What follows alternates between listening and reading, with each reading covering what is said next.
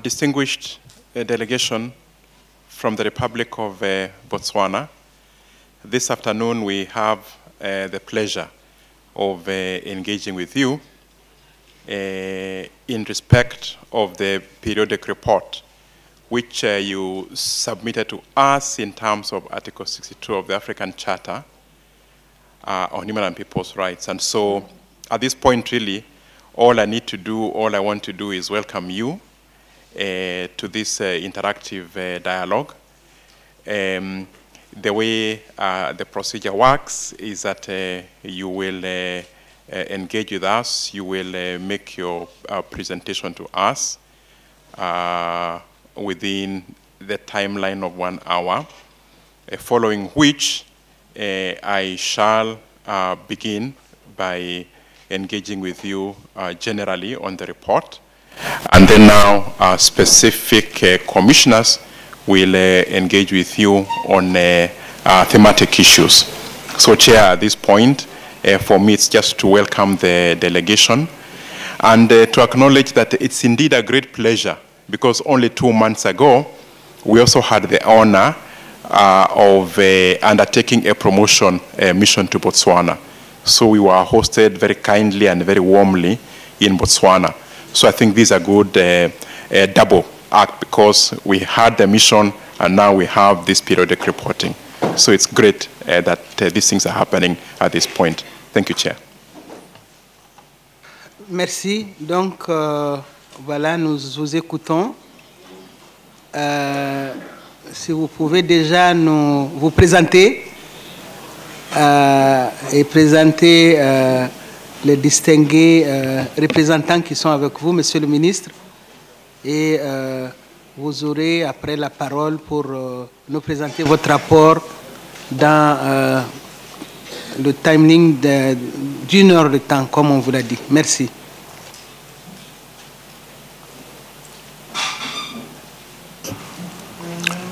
Thank you, Madam Chairperson.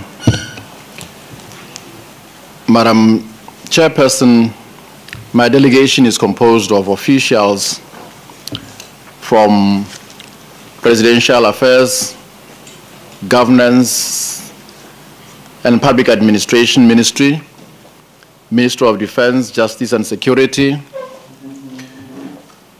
Ministry of International Affairs and Cooperation, National AIDS Coordinating Agency, Ministry of Nationality, Immigration and Gender Affairs, Ministry of Local Government and Rural Development, Ministry of Basic Education, and Department of Prisons and Rehabilitation.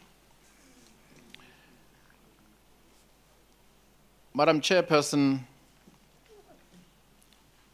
Honorable Ministers, Excellencies, distinguished delegates, it is an honor for me to address this 63rd Ordinary Session of the African Commission on Human and People's Rights, and notably to present the combined second and third review of my country's human rights situation. At the onset, allow me to convey warm greetings from His Excellency, the President of the Republic of Botswana and the people of Botswana. Madam Chairperson, it has been 8 years, back in November 2009, that Botswana presented a report to this august body. In this regard, the government of Botswana would like to extend its deepest appreciation for the opportunity presented to her today to give an update on the situation in the country, progress made, and challenges encountered since then. The report covers a period from 2011 to 2015. It should be noted, however, that the report was compiled and submitted in 2017. Noting the extensive time gap, I will thus endeavor to provide you with updates and developments since our submission. Before I proceed, allow me to highlight that this combined report is as a result of extensive consultations with different ministries, agencies, and civil society organizations. It would be remiss of me not to thank the civic society organizations for the critical role they played in the compilation of the report. As a democracy, we are mindful of the important role they play in holding governments accountable to their obligations under the various human rights treaties and in overall development of the country. As a state party to the African Charter, Botswana is committed to live up to her obligations. In this regard, we strive to observe the rule of law, fundamental freedoms, good governance characterized by our consultations and inclusiveness, as well as regard for the will of our people. Madam Chairperson, Part 2 of the report provides a detailed account of the general information follow-up to the 2010 concluding observations and recommendations on the initial periodic report, laws, policies, and mechanisms for human rights, and challenges and constraints that the government faces in its effort to ensure the promotion and protection of human rights.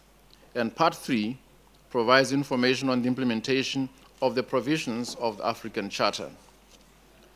Madam Chairperson, Botswana launched her Vision 2036 document in September 2016. This afforded the country the opportunity to define her roadmap that is instrumental in the delivery of national aspirations for the next 20 years. The all-encompassing theme of, I quote, achieving prosperity for all, unquote, guides the country towards an inclusive development path to be achieved through the expansion of domestic economy while empowering citizens to meaningfully participate in the development of the country. At its core, the vision recognizes that our country's outstanding economic, social, environmental, and governance issues are interconnected, as defined by its 4 pillars of sustainable economic development, human and social development, sustainable environment, and governance, peace, and security. These pillars will be the driving force for the country to achieve high income status by 2036. As a government, we take comfort in the knowledge that the vision was not conceived and accepted as a government document, but rather as an outline for national progress that will require multifaceted participation and partnership from all individuals and sectors of society. Botswana also adopted her 11th National Development Plan, NDP 11, in December 2016 to guide the medium-term economic development path for the country, as well as being the first in a series to implement Vision 2036. The theme for NDP 11, quote, inclusive growth for the realization of sustainable employment creation and poverty eradication, unquote. The National Development Plan 11 focuses on 6 broad-based national priorities of develop diversified sources of economic growth, human capital development, social development, sustainable use of natural resources, consolidation of good governance, and strengthening of national security, and the implementation of an effective monitoring and evaluation system. Honorable Chair, despite the negative effects the economic recession had on the country shortly after our first periodic report in 2009, Botswana has made commendable progress in the realization of the rights and liberties as enshrined in the African Charter on Human and People's Rights. Since the last reporting period, a good number of legislative reforms and measures have been put in place to address and protect human rights. Allow me to highlight some of the progress made since our last review in 2009. In 2014, Cabinet approved the amendment of the Ombudsman Act, Cap 02, 12, Act number 5 of 1995 to confer a human rights mandate on the Office of the Ombudsman. This move will confer the human rights mandate on the Office of the Ombudsman. The bill is to be tabled before Parliament at its July 2019 session. I must hasten to say that this move has taken some time to happen as there have been consultations with the various key stakeholders. In addition, government took a decision to establish a human rights unit within the Office of the President to put further emphasis on the promotion and protection of human rights at the highest level. The unit will further coordinate the development of a national human rights strategy and national action plan on human rights to ensure the implementation of our human rights obligations. The Anti-Human Trafficking Act came into effect on the 1st January 2015, and since then, Botswana has made great strides in preventing, suppressing, and combating the crime. In this regard, we expect to officially launch and fully implement the Anti-Human Trafficking National Action Plan before the end of 2018. The draft plan is currently under final review by the National Human Trafficking Prohibition Committee. On policy matters, Madam Chairperson, government introduced the affirmative action framework for remote area communities to facilitate the social inclusion of remote area communities and ensuring that they benefit from national programs and participate in the socio-economic development of the country. The purpose of this affirmative action framework is to ensure that the remote area communities benefit from national programs across sectors through close monitoring of implementation and fast-tracking of programs in the remote area communities for optimum benefit.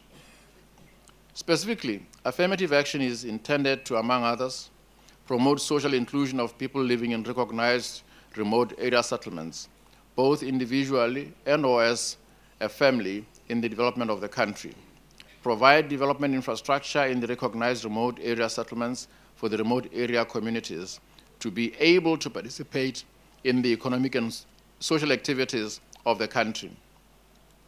Enable remote area communities to build sustainable livelihoods, provide self-reliance and sustainable utilization of natural resources, enhance remote area communities' access to social services, poverty eradication initiatives, and other national development programs. Facilitate community participation of remote area communities in community development initiatives, and enhance collaboration with non-governmental organizations, community-based organizations, faith-based organizations, development partners, and private sector on the development of remote area communities. Government also established the National Children's Council, whose role is to coordinate efforts by different ministries and civil society organizations as they relate to child protection and welfare, advocate for a child-centered approach to legislation, policy, and programming, and advocate for resources to be allocated for child-specific interventions. The Children's Consultative Forum has also been established to facilitate advocacy for child rights and welfare. I wish to also update on Article 13 of the Charter of the African Commission on Human and People's Rights regarding the right to participate freely in government. Parliament is composed of 57 elected members and 6 specially elected members of Parliament.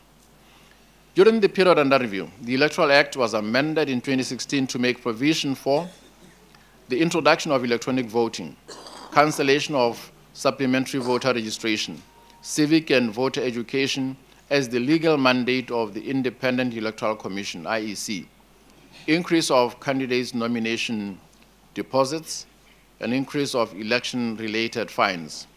This review resulted in the Electoral Amendment Act of 2016. The Electoral Amendment Act of 2016 was passed by a parliament in 2016, but has not been brought into operation. This implies that the 2019 general elections will be conducted in accordance with the Electoral Act Cap 2, which does not provide for the use of electronic voting machines nor prohibits supplementary registration and the increase of related fines and deposits. Since the last report, polling stations have been reviewed, and there are 2,260 locally and 36 externally. Between October 2014 and August 2018, the Independent Electoral Commission successfully held 17 by-elections. Out of the 17, 4 were for parliamentary and 13 for council seats. In preparation for the 2019 general elections, IEC has set a 10 weeks voter registration period from the 3rd September to the 11th of November. On issues of institutional corruption prevention measures to strengthen the fight against corruption from 2016 to date, the Botswana Anti-Corruption Policy, National Corruption Policy, established a framework and strategy for multi-stakeholder involvement in the fight against corruption.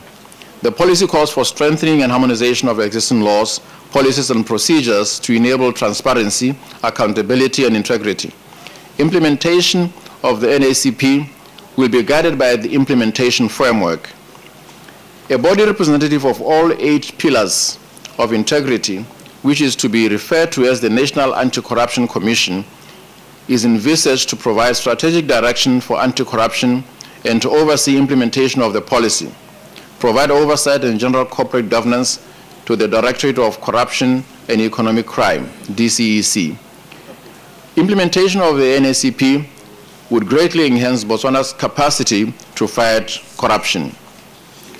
The DCEC continues to coordinate operations of the Anti-Corruption Unit, ACU, and to date, ACUs have been set up in 16 ministries and 1 independent department. Detected corruption, fraud, and maladministration through conducting transaction monitoring and preliminary inquiries. Operational guidelines have been developed and are being implemented to enhance efficiency and effectiveness of the ACUs in conducting their business. The ACUs are based at ministry headquarters, but cover all departments and districts for respective ministries. Moreover, corruption prevention committees, CPCs, have been formed in public institutions such as ministries and some parastatal organizations as a way of mainstreaming the prevention of corruption. The key aspects under this initiative is corruption risk management, which is achieved through conducting of risk assessments and maintenance of risk registers. These committees are also responsible for the development and implementation of anti-corruption strategies, which include stakeholder awareness and staff sensitization on anti-corruption, and developing and disseminating anti-corruption publicity materials. The DCEC coordinates trainings to enhance capacity of workforce in the area of risk management, ethical conduct in the workplace, etc. The Directorate on Corruption and Economic Crime, DCEC, is currently exploring the prospects of introducing the corporate integrity system in parastatals and state-owned companies to promote good governance. The CIS is an international initiative through which organizations adopt and nurture policies, guidelines, strategies, and mechanisms with regards to detection, resolution, prevention, and awareness of corruption and related practices. A feasibility study aimed at assessing the existence and effectiveness of integrity management and anti-corruption capacity requirements in such institutions and ultimately proposing implementation of the system commenced in 2016. The project is at a preliminary report stage. Furthermore, Botswana Business Ethics Forum, BBEF, was established as a partnership between DCEC and the University of Botswana, UB. The purpose of the forum is to promote good governance and business ethics in sectors of the economy. A memorandum of understanding has been signed between the two organizations to facilitate the implementation of activities. The DCEC has also partnered with Business Botswana, BB, to promote the code of conduct for the private sector through different fora, meetings, workshops, and publicity. The UNDP office in Gaborone is currently facilitating the review of the code. The penal code, Madam Chairperson, was amended to extend official corruption beyond the public service to include private enterprise or any other organization which interfaces with government, and increased the sentences in the said provisions to 10 years imprisonment or a fine not exceeding, in Pula terms, our currency, 500,000, or both, thereby harmonizing the wording and sentences to the Corruption and Economic Act. The DCEC has engaged the Botswana Council of Non-Governmental Organizations, BOCONGO, a civil society umbrella organization in mainstreaming use of transparency, accountability, and empowering civil society in combating corruption. A draft memorandum of understanding, MOU, has been developed and under consideration by the two institutions. In an endeavor to promote quality service with regards to the delivery of anti-corruption initiatives, the DCEC is currently developing a quality management system, QMS. This is a policy statement which outlines the Corruption Prevention Division's approach to the management of quality and standards to ensure that services rendered fully meet the requirements of both internal and external customers has been produced. The development of quality and procedures manual is at an advanced stage, and 3 benchmarking exercises have been undertaken locally to augment quality management systems establishment process. I must emphasize that DCEC continuously examines operational processes and procedures in order to identify loopholes and recommend mitigation measures. The DCEC, Public Procurement and Asset Disposal Board, PPADB, Competition Authority, and Office of the Auditor General signed a Memorandum of Understanding to, among others, conduct joint audits in procurement across public institutions. To date, 6 audits targeting mega projects have been completed, and 1 is at a final stage. In 2016, the DCEC conducted an assessment of effectiveness of corruption prevention initiatives in the public sector, and the project was completed in February 2017. One of the findings was that institutions are satisfactorily implementing various corruption prevention initiatives. The DCEC is developing the monitoring and evaluation framework to assist public institutions and the Directorate of Corruption and Economic Crime to track progress of outputs and measures performance in terms of corruption prevention interventions, as well as measure the impact of the interventions. The monitoring and evaluation framework came as a recommendation from the study. Botswana is party to the United Nations Convention Against Corruption, UNCAC, and recently underwent a second review cycle of Chapter 2 of the anti-corruption measures, as well as Chapter 5 of the asset recovery in 2017. A self-assessment checklist was submitted to UNCAC reviewers under the mechanism, which is an intergovernmental process geared towards assisting state parties in implanting the UNCAC. In 2014, Botswana enacted legislation on process and instruments of crime to deny criminals access and benefit from proceeds of crime. This act was recently amended to enhance its reach and effectiveness. In an effort to raise awareness, a booklet aimed at promoting integrity and ethics in organizations was compiled and launched in August 2017. The booklet was intended to be a toolkit for entities that are willing to promote integrity at an organizational level. It provides guidance on frameworks, strategies, and measures that are essential for development and implementation in organizations in order to achieve an ethical environment in their workplace. The booklet also provides guidance on integrity risk awareness and further highlights how integrity risk management can be useful to the business of an organization. More than 2,500 copies of the booklet have already been distributed to organizations from sectors such as government, business community, non-governmental organizations, as well as political leadership across the country. On the issues of child and maternal mortalities, Madam Chair, the 2006 Demographic Health Survey reflects that under 5 mortality rate per 1,000 live births for boys is 70, and for girls is 85. The 2011 Population and Housing Census has revealed a decline in the national infant mortality rate at 17 deaths per 1,000 live births. This is a drop from 56 deaths per 1,000 live births recorded in 2001. Male infants are more likely to die under the age of 1, that is 18 deaths per 1,000 live births, compared to female infants whose incidences are reported as 17 deaths per 1,000 live births. The Ministry of Health and Wellness monitor institutional deaths on an annual basis. The 2017 institutional deaths were 2.3% compared to 2016, which was at 2.6%.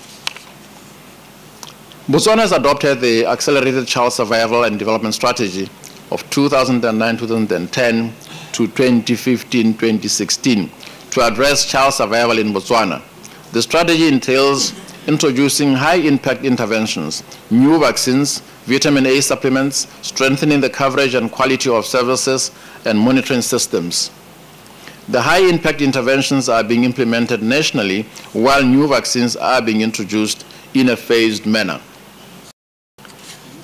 Madam Chairperson, Botswana has undertaken several measures to address persistent issues such as A, inadequate health services coverage in hard-to-reach populations, and the non-acceptance of interventions like immunization by some individuals and sectors.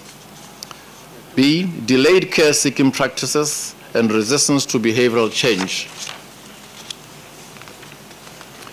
Madam Chair, maternal mortality ratios, MMR, between 2012 and 2016 have been fluctuating between 127 and 182.6. This is an improvement when compared to the 2008 to 2011 ranges of 163 to 195.73. Although the MMR figures are encouraging, despite the fluctuations, there is not much difference in actual numbers. The institutional live births have also increased, but also fluctuating as reflected below. Studies reveal that there has been a decrease of maternal deaths. In 2016, a total number of 85 cases of maternal deaths were recorded, as compared to 74 cases in 2012. With regards to Article 16 on the right to enjoy the best attainable state of physical and mental health, government has continued to improve the health sector so as to ensure that citizens enjoy the best state of physical and mental health as guaranteed in the African Charter. The National Healthcare Delivery System has 6 structural levels, namely the National Referral Hospitals, District Hospitals, Primary Hospitals, clinics, health posts, and mobile health stops. The growth of the health infrastructure has been extensive, from a small and narrow hospital-based service serving a minority at independence to a broad decentralized primary health care system, where most of the population is within 5-kilometer radius of the nearest health facility. The Ministry of Health and Wellness runs all health facilities in the country, clustered in 27 health districts. There are 3 national referral hospitals, 15 district hospitals, 17 primary hospitals, 108 clinics with beds, and 181 without beds. 337 health posts with a nurse, 13 without a nurse, 674 health facilities, and 900 mobile health stops.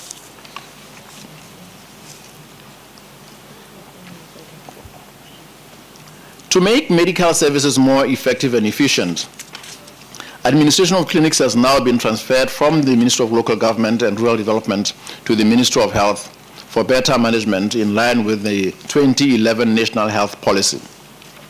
Medical centers of excellence are also being established to improve health care while achieving long-term cost savings through the provision of specialist services. Achievements include the commencement of cardiac surgeries that are done in Botswana at the Scottish Livingston Hospital in Molepolole, while other cardiac interventions are done at Princess Marina Hospital in Gaborone, the capital city of Botswana, in collaboration with government of Mauritius. Support staff such as nurses, radiographers have gained immense experience in the provision of post-operative care for surgical patients. Botswana continues to devote significant resources to the health sector. In this regard, government health facilities offer citizens free health care for children, destitute persons, and women seeking antenatal care.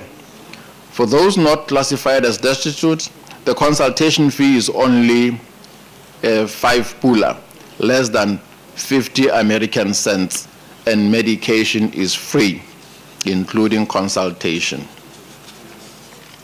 Specialized healthcare may be received at Princess Marina Hospital, Gaborone Private Hospital, and Bokamoso Private Hospital, or in South Africa, where the treating physician recommends same, all at government expenses.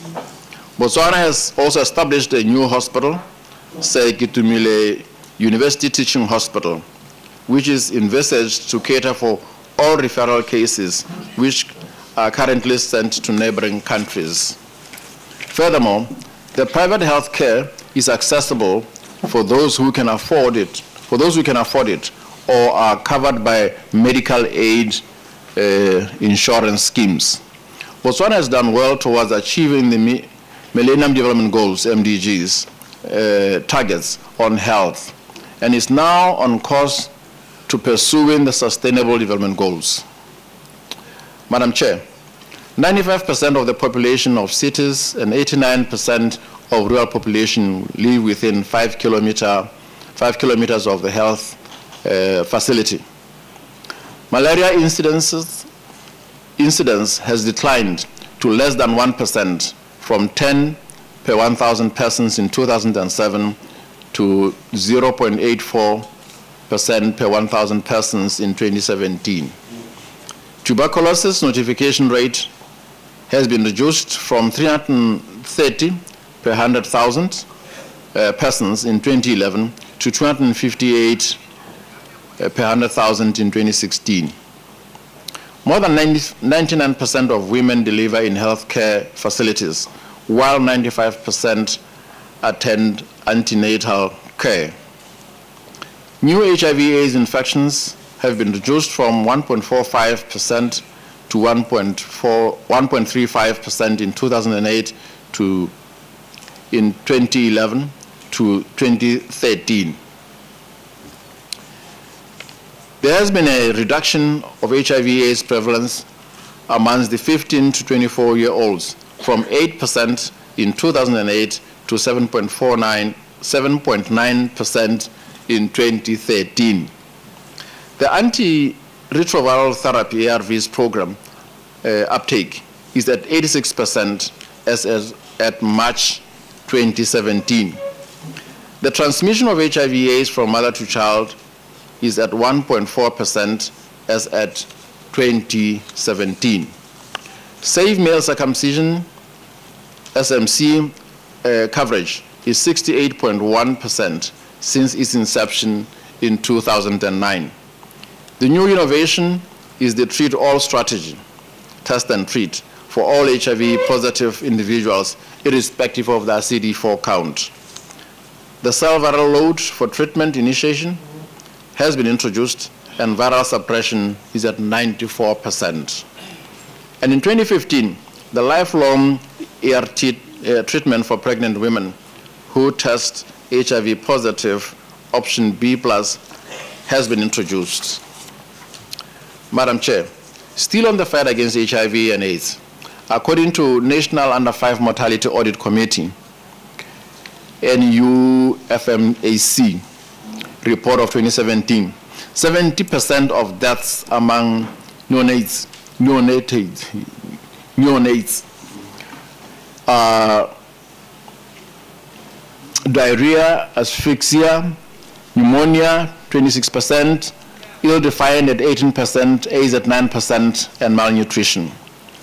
The Prevention from Mother to Child Transmission, PMTCT, program uptake stands at 95% as at March 2018. However, there are challenges with early infant diagnosis at postnatal care at 46%.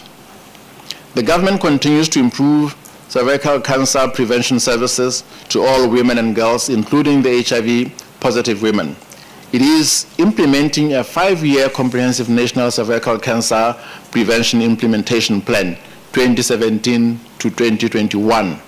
This strategy focuses on innovations such as introduction of the HPV, DNA self-testing, and thermocoagulation treatment for precancerous lesions. Integration of services and system strengthening coupled with increased public and private partnerships.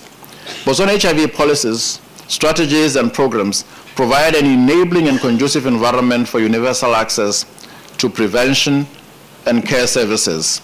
The country has completed National Strategic Framework 3, which will strengthen previous areas and redirect efforts and focuses on adolescent girls, young women, the young and the women, expansion of services to key populations, geographically targeted HIV/AIDS interventions, since different geographic areas have different epidemics and specific determinants. Community engagements and PREP for treatment as prevention based on national treatment guidelines. In our report, we highlight challenges facing the implementation of child health services. I must add that the leading cause of maternal mortality being unsafe abortions, hypertensive disorders of pregnancy and hemorrhage are being monitored closely, and interventions to redress them are continuing. These include, but are not limited to, maternal mortality reduction initiatives to ensure adherence to protocols and skills development through emergency obstetric and neonatal care, comprehensive sexuality education and contraception, as well as implementation of the post-abortion care initiative. The maternal and neonatal healthcare program has accelerated, and the reduction of maternal and infant mortality rate. Particular attention has been given to unsafe abortions, as they also contribute to the country's high maternal mortality.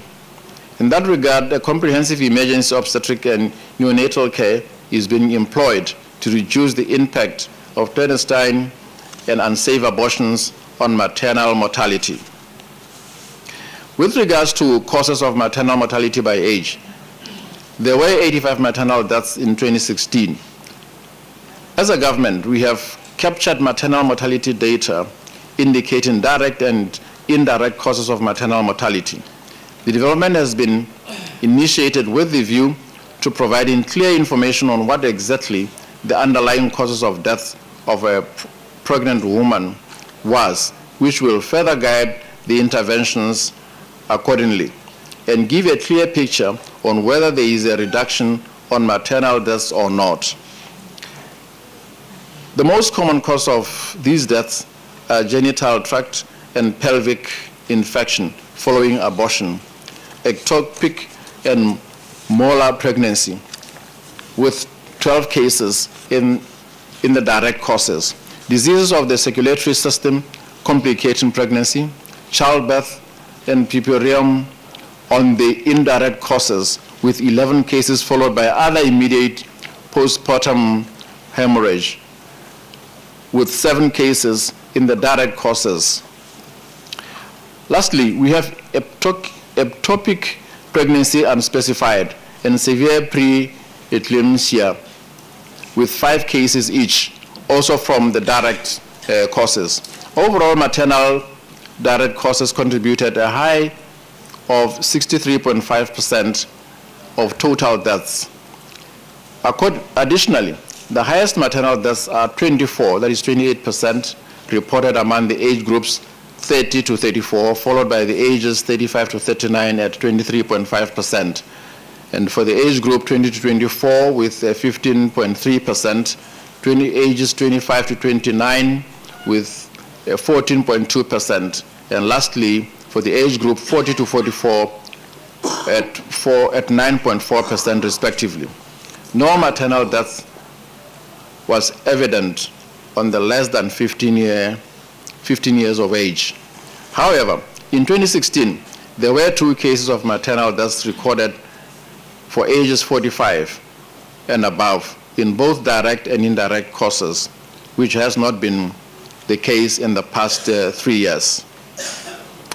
Madam Chair, the Ministry of Health and Wellness has been experiencing lower coverage of some of the high-impact interventions like zinc, oral rehydration, salt. and some immunization coverages. In order to improve child survival, the Ministry has strengthened health education and promotion to improve coverage in the hard-to-reach areas and affected populations.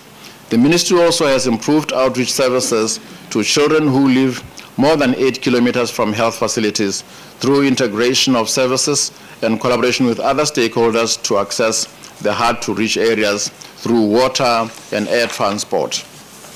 Madam Chair, in 2016, Botswana commenced implementation of the Community Support Strategy, CSS, and in 2018, a strategy on community health workers groups harmonization was introduced. Both these strategies focus on improving community participation in healthcare and in unifying the approach to health outreach and health services delivery. The country had previously, in 2009, adopted the Accelerated Child Survival and Development Strategy of 2009-10, 2015-16, which entails introducing and scaling up high-impact interventions, examples of which are keeping current vaccination against vaccine-preventable diseases, vitamin A supplementation, and strengthening community health service coverage. In keeping with ACSD, CSS, and CHWGs, harmonization and related strategies, introduction and scaling up of monitoring of recommended high-impact interventions are ongoing nationally and is supported by processes for the increasing the number of community health workers that are engaged in addressing their equitable availability and their capacity to deliver quality health services. Madam Chair, with regards to the right to health for foreigners, we reported that Botswana introduced in 2009 the provision of antiretroviral drugs to refugees with support of the Red Cross and PEPFAR, and developed and implemented robust awareness campaigns for the refugee community with a view to help advance HIV prevention and promote abstinence. I must stress that the Dukwi refugee camp, I must emphasize that the Dukwi refugees are provided with ARVs through partners PEPFAR since 2010 up to September 2019. Currently, government is working on a sustainable plan to cater for the period beyond 2019. It has to be emphasized that the provision of ARVs to the inmates has been instituted since 2017. While Botswana has scored a human rights success with regards to the provision of ARV treatment to non-citizen prisoners due to financial constraints, the Prevention from Mother-to-Child Transmission, PMTCT, program is not available to foreign pregnant women. With regards to Article 17 on the right to education in particular, access to tertiary education funding, government introduced a special dispensation in 2010 to facilitate access to tertiary education by orphans, vulnerable children, special education candidates, and remote area dwellers. Under this program, young people in the above categories may enter tertiary education with 5 points less than others in the mainstream. A total of 8,189 young people have been facilitated since the inception of the program. Allow me now to address some of the questions you have addressed to Botswana in advance prior to the session today. With regards to ratification of international treaties, Madam Chair, Botswana has ratified 5 of the 9 United Nations treaties on human rights. I must emphasize that ratification of treaties is a process that requires thorough consultation with our people, key stakeholders, and most importantly, our legislative and executive branches of government for consideration and approval. Moreover, we are cognizant of the obligations that come with ratification of international treaties, some with serious financial requirements for effective implementation. However, the Constitution of Botswana, as the supreme law of the country, provides for the protection and enjoyment of human rights by all citizens. consideration for ratification of or accession of any international instrument is thus made on a case-by-case basis, resources permitting. On the application of death penalty and the processes in its application, the position of the government of Botswana remains unchanged and well known. Botswana maintains that the issue of the death penalty is a criminal justice issue, and its application on the most serious crimes is the sovereign right of individual states. Distinguished Commissioners, Section 4 of the Constitution of Botswana confers the right of life on everyone, except, I quote, in execution of the sentence of a court in respect of an offense under the law in force in Botswana, of which he or she has been convicted, unquote. This is in conformity with international instruments, including the International Covenant on Civil and Political Rights, ACHPR, and the African Charter on Human Rights and People's Rights, to which Botswana is a party. Madam Chairperson, let me underscore the fact that in Botswana, the death penalty is not imposed arbitrarily. National legislation sets out clear and limited circumstances under which death penalty may be imposed. In short, the application of death penalty follows a thorough and exhaustive legal process that meets the basic standards of a fair trial. And the penalty is imposed for the most serious crimes as understood under the ACHPR. Given that under the ACHPR, every individual has the right to life and enjoys the protection of that right under the law, the deprivation of life cannot be an arbitrary act or carried out impulsively. The Constitution of Botswana gives any Botswana, that is a citizen, who has been convicted and sentenced for any offense, an opportunity to seek a presidential pardon, that is clemency, which is entrenched in the Constitution under Section 55, and covers all the offenses, including death penalty. It provides that the person seeking presidential pardon has to make an application to the president by writing a letter explaining why they would want to be pardoned. The president might totally pardon or substitute the sentence with a lesser one, or remit the whole or part of any punishment imposed, or pardon with conditions. This is often done by the president with advice of his advisory committee on the prerogative of mercy, which would have looked at all the relevant circumstances surrounding the case. However, he might agree or disagree, basing on the advice of his committee. With regards to the use of English and Setswana as the only official languages, this was a deliberate move by government of Botswana to use English as an official language and Setswana as a national language. The latter is seen as a unified language that is largely spoken in every corner of the country. We are, however, mindful of calls by international human rights organizations, such as UNESCO, on the need to use mother tongue language at schools, particularly for minority ethnic groups. I must add that progress has been made in this regard. Government has initiated a program through which retired teachers who can speak minority languages are hired as teacher aides for grades 1 to 3 in primary schools.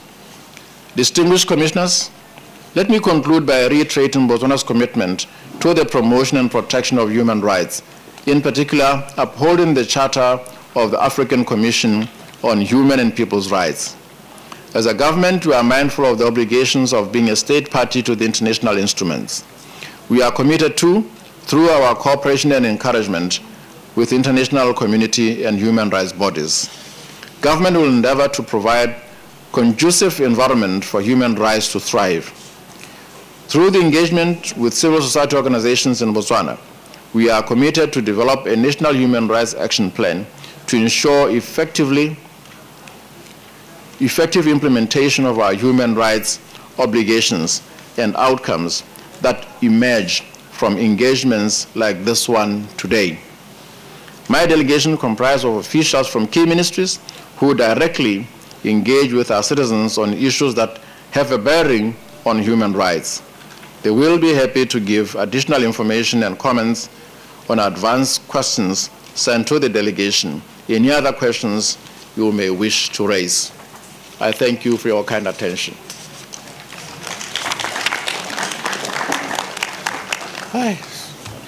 Distinguée délégation de Botswana, merci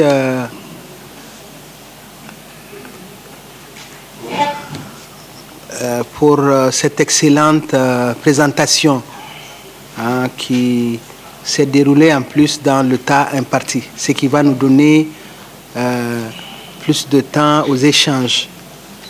À présent, avant de revenir au commissaire rapporteur du pays, je voudrais donner la parole aux différents mécanismes. Commissaire.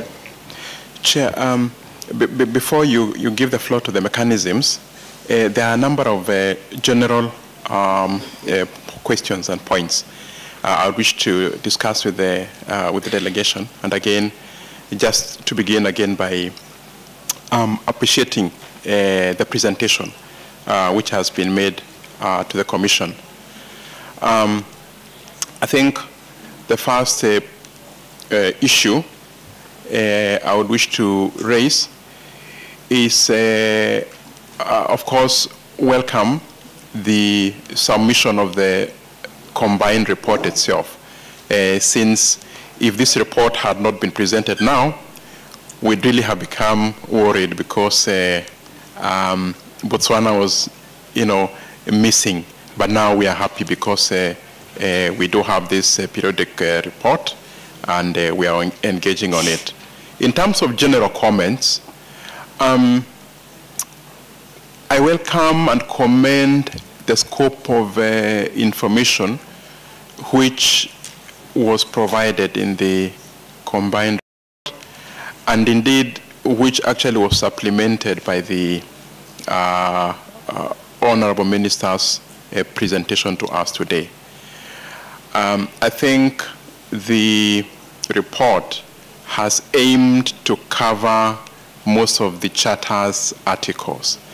And in fact, there are usually articles which many states forget to cover. For example, including the articles on duties and obligations, the Article 28, the Article 29. And in this instance, we do have information which has been provided in that regard. I think something which, again, I would wish to point out is that when you review the report, there are a number of instances where perhaps some of the proffered information is not as deep as we'd have wished it to be. And I'll be illustrating that also when later I speak about Article 9. For now, I also then wish to note that the combined report actually acknowledges its late submission. And so the discussion which we need to have in respect of that is because reports are supposed to be presented to us regularly, usually during each 2-year cycle. So perhaps the question we'd be wanting the delegation to address there is the measures which Botswana is going to put in place to ensure that this does not happen again, to ensure that now we'll be able to engage with the government of Botswana on a regular basis, that the report will not be late for many years in future. Then I take note, and I also welcome the fact that civil society organizations participated in the process of preparing the combined report. That's extremely commendable. That is what we want. In fact, actually, my understanding is that a distinguished minister, honorable minister, that the more recent preparatory work which your government has done around its universal periodic report was even more inclusive. It was an even more inclusive process from the very beginning to the very end. You did not, as government, even generate a draft at the beginning. You actually got a process, an inclusive process, which resulted in the generation of a draft, and that in due course, even the final draft was circulated to all stakeholders.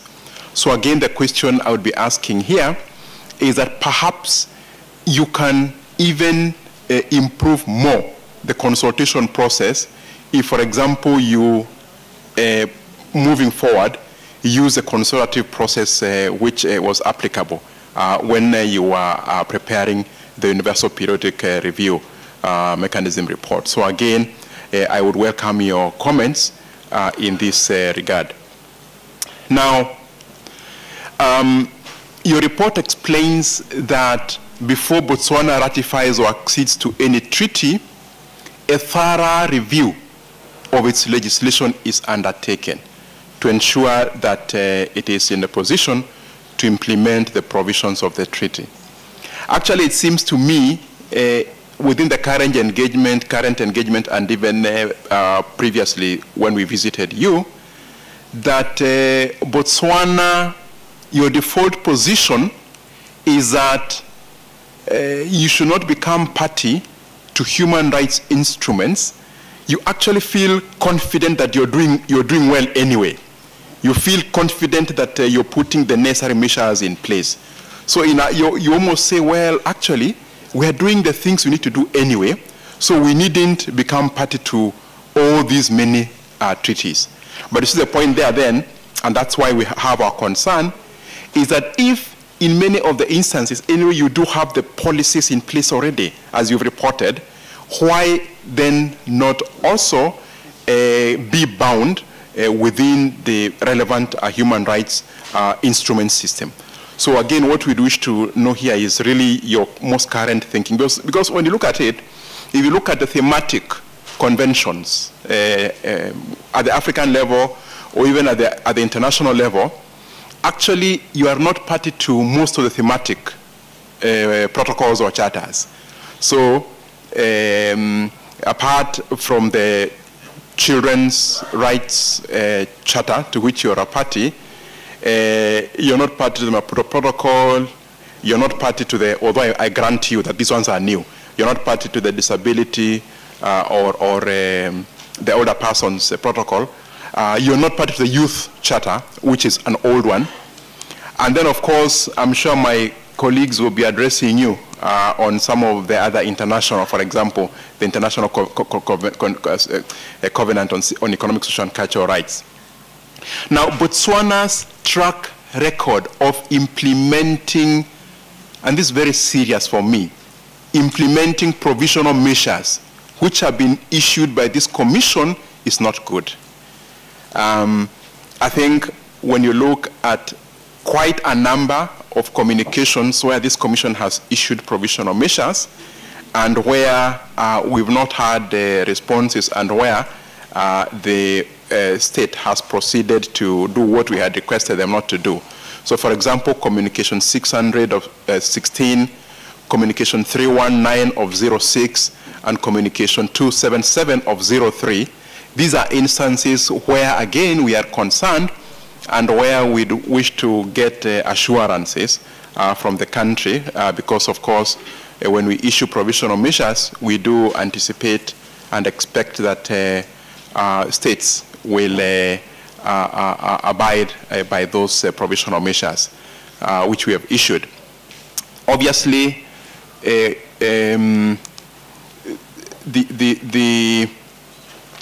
I think I already mentioned the fact that you have included in your report the whole issue of duties and obligations. And I should raise this because I suspect otherwise it will fall through the cracks. It will not be raised.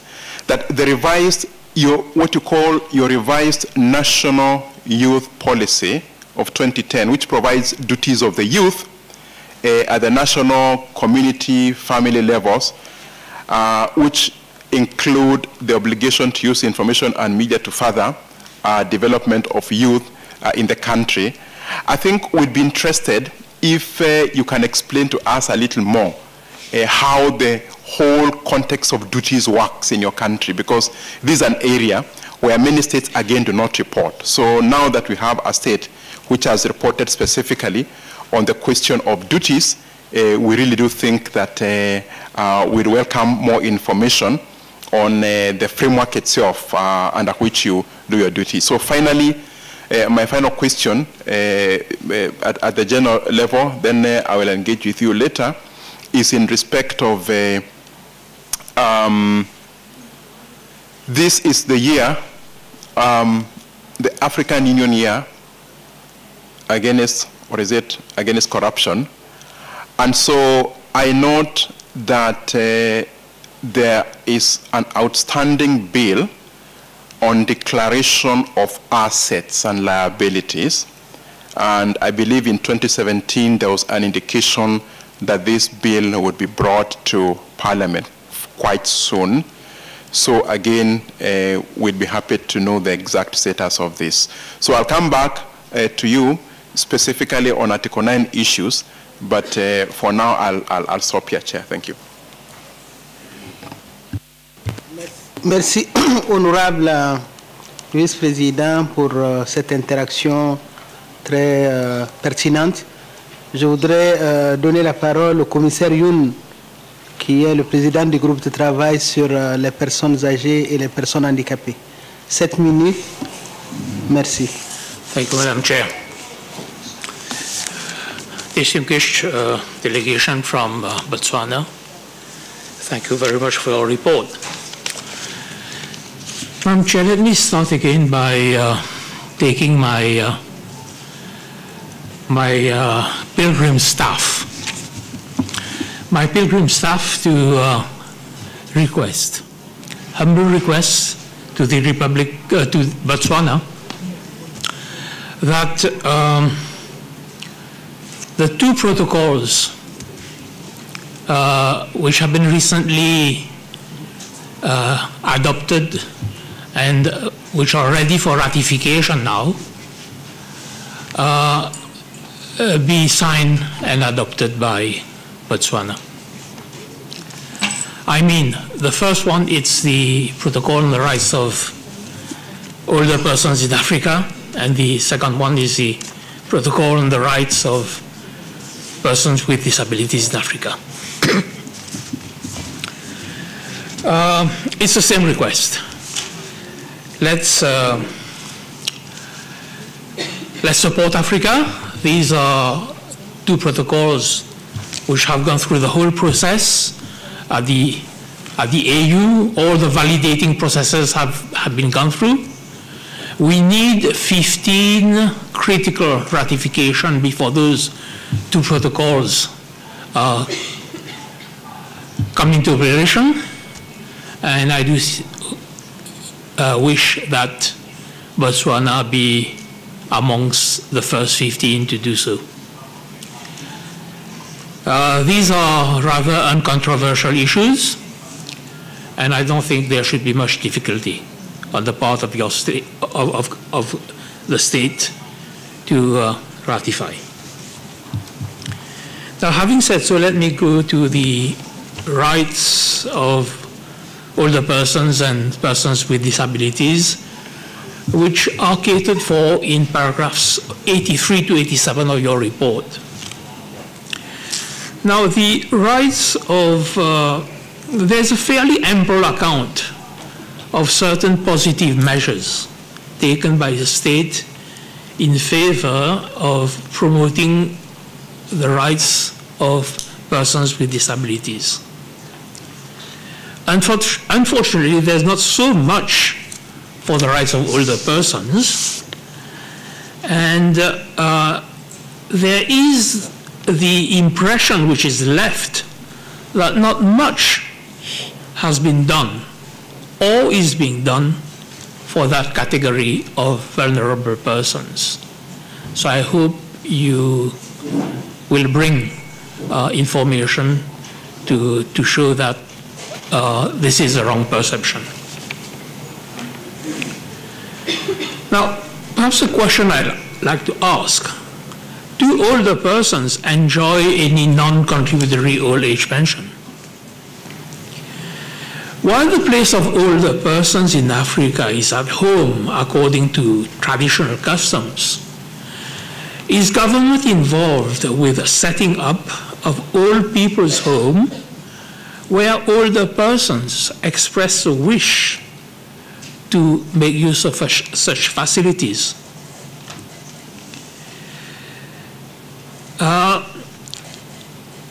Are there government-initiated programs to maintain older persons who are still able-bodied to be engaged in economic, social, and cultural activities which are beneficial not only to them, but also to the community at large? Now I move on to legal aid. I do understand that legal aid is limited to cases of capital punishment. No? No, I see. Perhaps there's been a change. But anyway, that's not very clear. But then I do understand that you've got more or less an electronic court management system which is being put in place.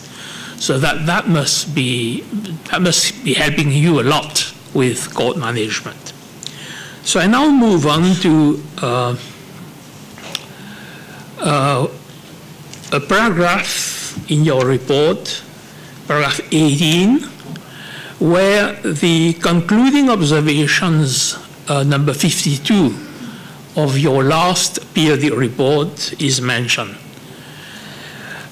It's the question of undue delay in disposal of cases, especially pre-trial detention, lending to a backlog of cases and untimely overcrowding in prisons and detention centers. Now, reference is made at paragraph 18 of your report that the information is to be found at articles, under articles 5, 6, and 7. Unfortunately, I do not see such information because we are speaking of undue delay.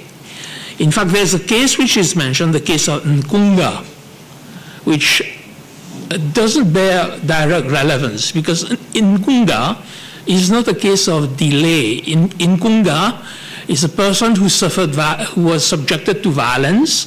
He was detained for less than 24 hours, and he was given damages of 7,500 pula.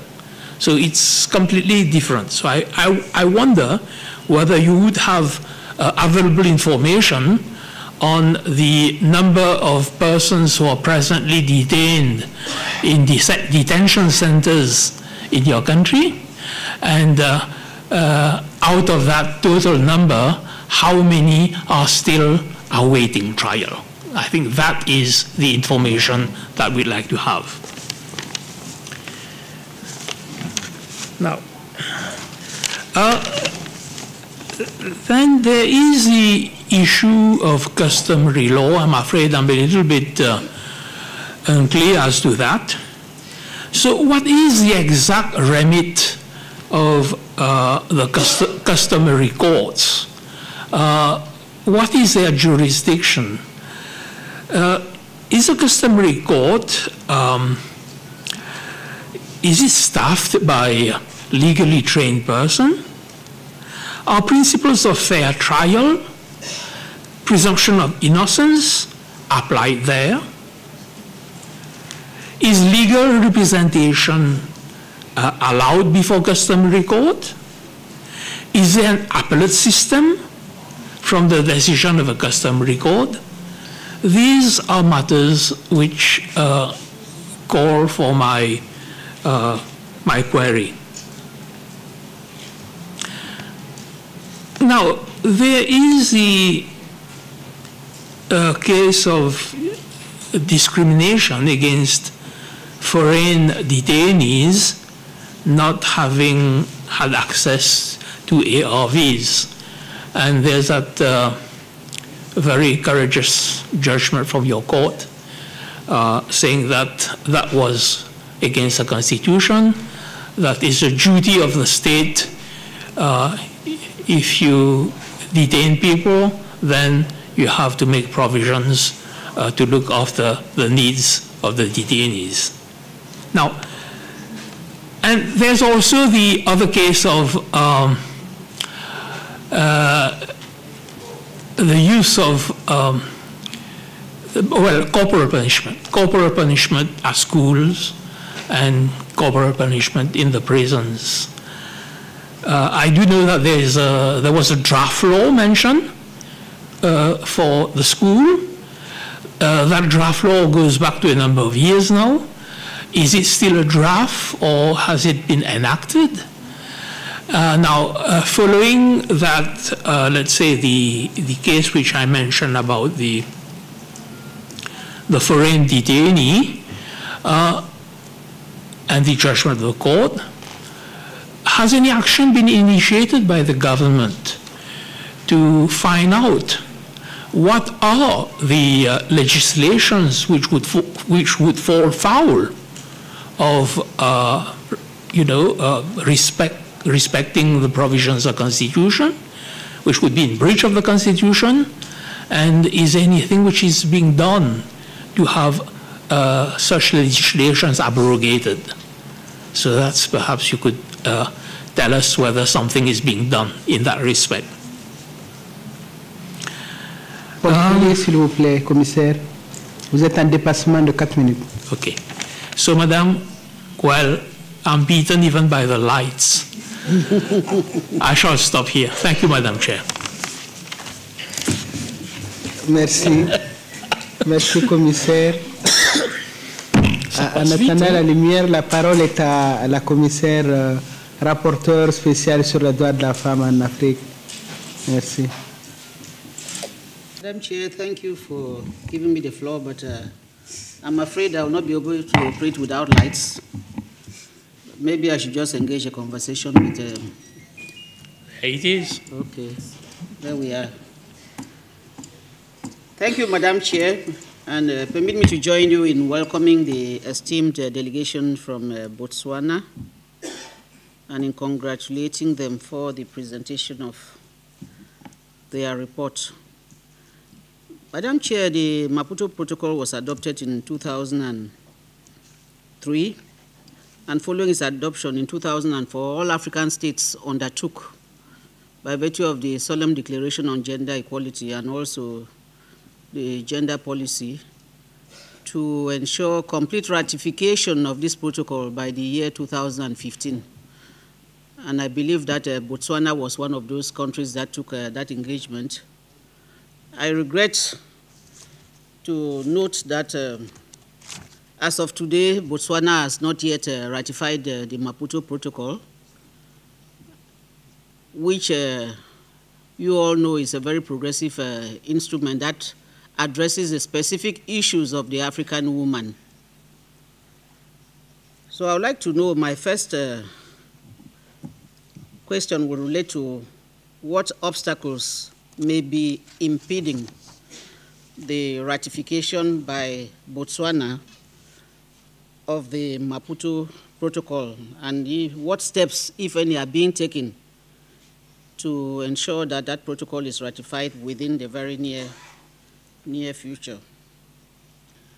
Now the Charter, African Charter on Human Rights, only has one article which deals with women's rights, and that's Article 18, which obliges state parties to ensure the protection of the rights of women and the child as stipulated in international declarations and conventions. I would like to know what standards, declarations, and conventions the Botswana state has been relying on in order to adopt measures to protect the rights of women in Botswana. I note with satisfaction the reduction of maternal mortality infant mortality also, and the reduction of mother-to-child transmission of HIV, and measures which have been taken to prevent cervical cancer. But also note with dismay the increase in unsafe abortions, the high rates of maternal death resulting from unsafe abortions. And would like to know what reason may be contributing to this, mindful of the fact that abortion is allowed in certain circumstances in Botswana in cases of rape, incest, just the cases which are foreseen under the Maputo Protocol. So what may be the reasons for unsafe abortions? Why should women resort to unsafe abortions? Then what is the logic for not providing antiretrovirals to foreigners? If I heard you well. It's changed. It has changed? Okay. Maybe I didn't hear you well, or there has been a change, but that's what I read from the report. Okay. Then I'll also like to note that there have been a very high incidence of allegations of violence against women, whereas you have a Domestic Violence Act of 2008, which criminalizes many forms of violence against women. So what are the measures, practical measures you are taking in order to reduce the incidence of violence against women, and especially the idea that men have a right to chastise their wives, which is one of those very frequent form of violence which is practiced? Are those allegations true as to the right of men to chastise their wives? And if so, what measures are being taken to have a change of mentality in that regard?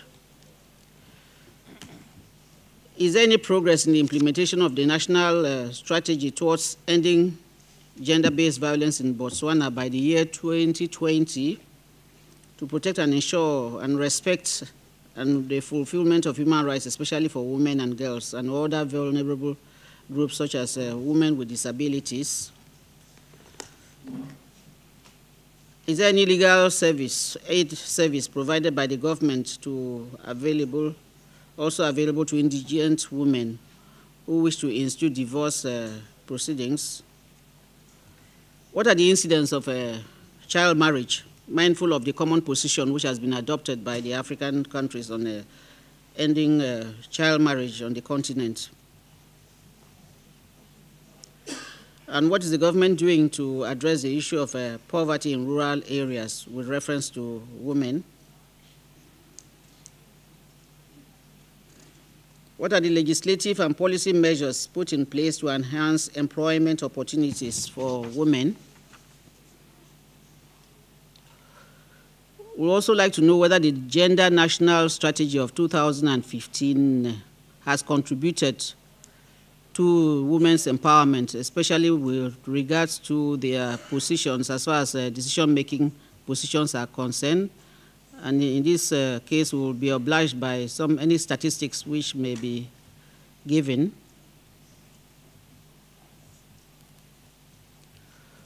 Has Botswana taken any measures to ensure greater participation of women in the planning, management, and preservation of the environment and sustainable use of natural resources at all levels? Policies adopted by Botswana have a gender perspective to ensure that women have the right to equal access to housing and to acceptable living conditions in a healthy environment. Does the government of Botswana provide adequate, affordable, and accessible health services, including information, education, and communication programs to women, especially of rural areas? The Commission would like to welcome the abolition of a Marital Power Act of 2007, which abolishes the common law principle of marital power, according to which the husband was the sole administrator of the family estate, and replace it with the principle of equality of the spouses with respect to joint matrimonial assets. However, customary and religious marriages seem unaffected by these reforms. Can the Commission be enlightened on how these issues are addressed within the context of customary and religious marriages?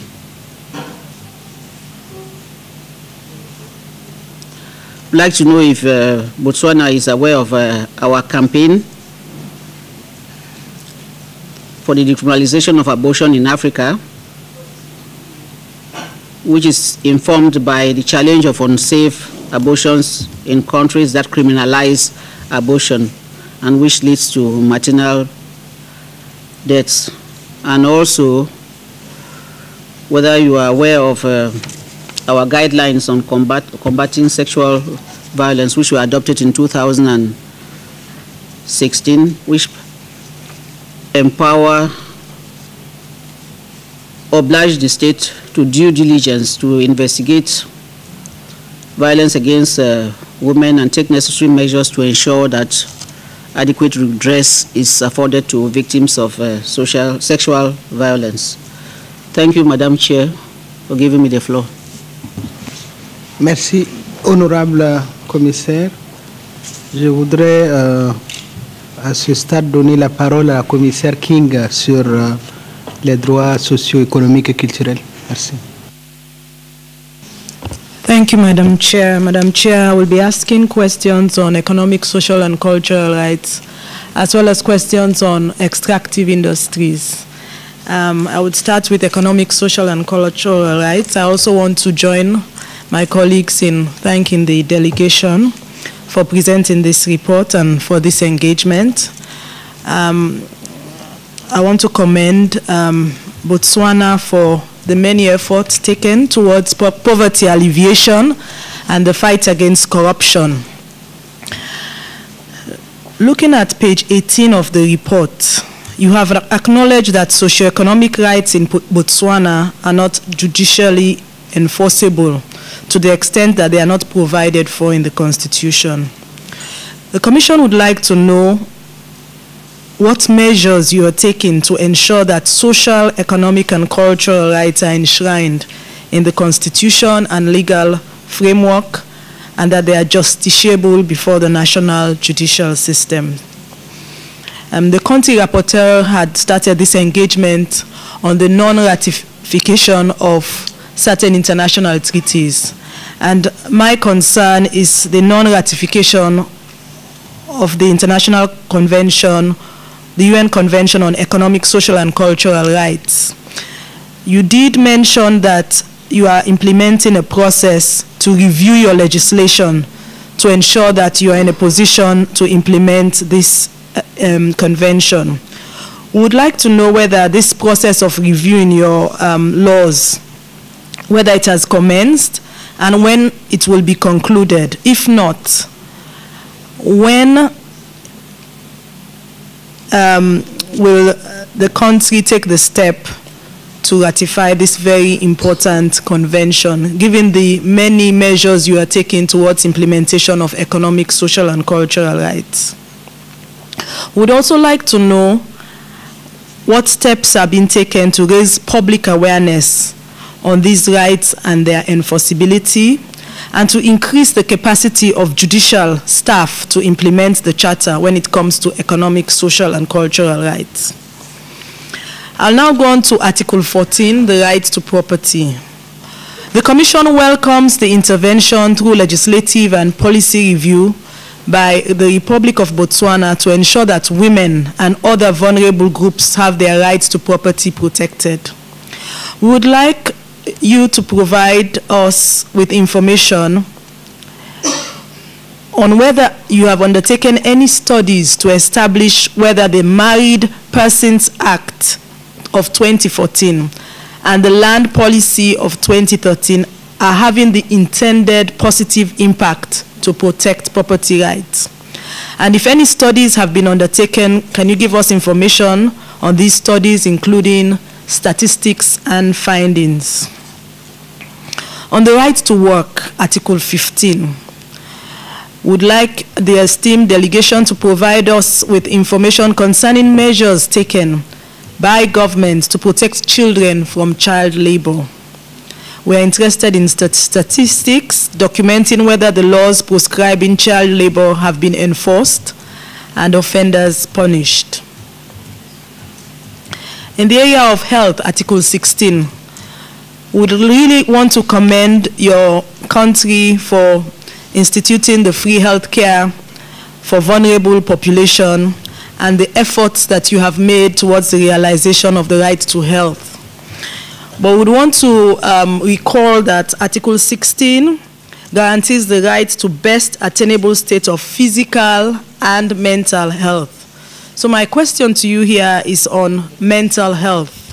We would like to know the measures taken to integrate mental health care into community health care services, and would like you to provide us information on the availability of support services towards improved mental health. I'll now move on to Article 17, which is education. And I would really want to join Commissioner Young to inquire whether the Education and Training Bill, which was 2014, whether it has been enacted into a law. Because this bill provides guarantees for the protection of children and their welfare. And it prohibits administration of corporal punishment. And in that regard, I would like to know whether corporal punishment is effectively prohibited in all schools. We commend the establishment of free basic education, which is guaranteed in the Children's Act, and would like to know whether this right to free basic education is compulsory and whether it is enjoyed by all children. We note in your report and in your presentation that English and Setswana are the only officially recognized languages. And I note from the presentation of the Honorable Minister that steps have been taken to ensure that children from minority groups are not disadvantaged when they are attaining education. And I think you mentioned recruitment of retired teachers to support children from minority groups. We would like to know what has been the impact of that measure introduced, and whether the measure is a one-off measure or is sustainable in terms of providing long-term support to children from minority groups. Finally, in the area of education, we would like to know measures that have been taken to ensure that the languages of those minority tribes are protected and promoted. I would like to move on to questions relating to Article 21 and Article 24. The Commission notes that the state report, from the state report, that the Botswana Land Policy 2013 protects and promotes land rights of all landowners as well as sustainable human settlement. What is the extent of guarantees of land and natural resource ownership for people living in territories affected by extractive activities, as well as relevant redress mechanisms for expropriation, resettlement, or other interference with use of the land? The Commission notes that the main mining company in Botswana, that is Botswana, is a joint venture between government of Botswana and De Beers Mining Company. Are there any other such joint ventures in which the state is involved? And what are the tax implications as well as transparency obligations in relation to such ventures? We note that exploitation of the natural resources has enabled Botswana in the last 40 years to transition from a low-income country to an upper-middle-income country.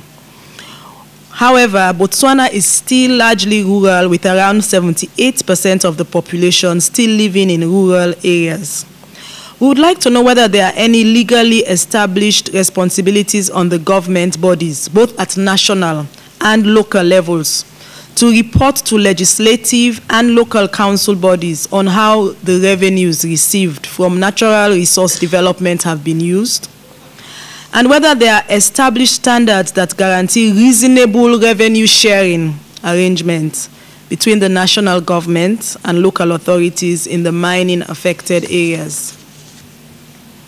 Are there mechanisms available for providing affected communities with information on proposed and ongoing extractive activities, as well as mechanisms for incorporating and addressing the concerns of people affected by mining, including the possibility of going to court?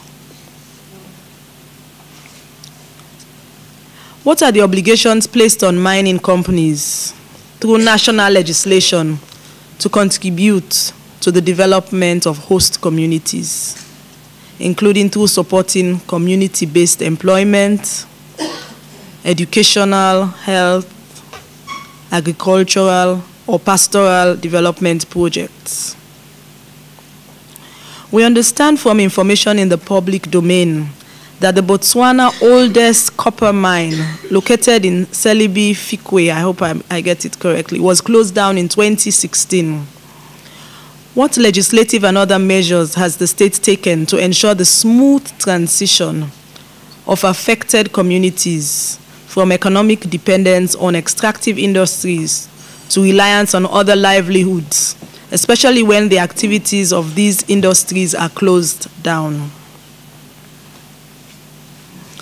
Moving on to Article 24, we note from the report that the Mines and Minerals Act and the Environmental Impact Assessment Act regulate the environmental obligations of companies on the right to a general satisfactory environment.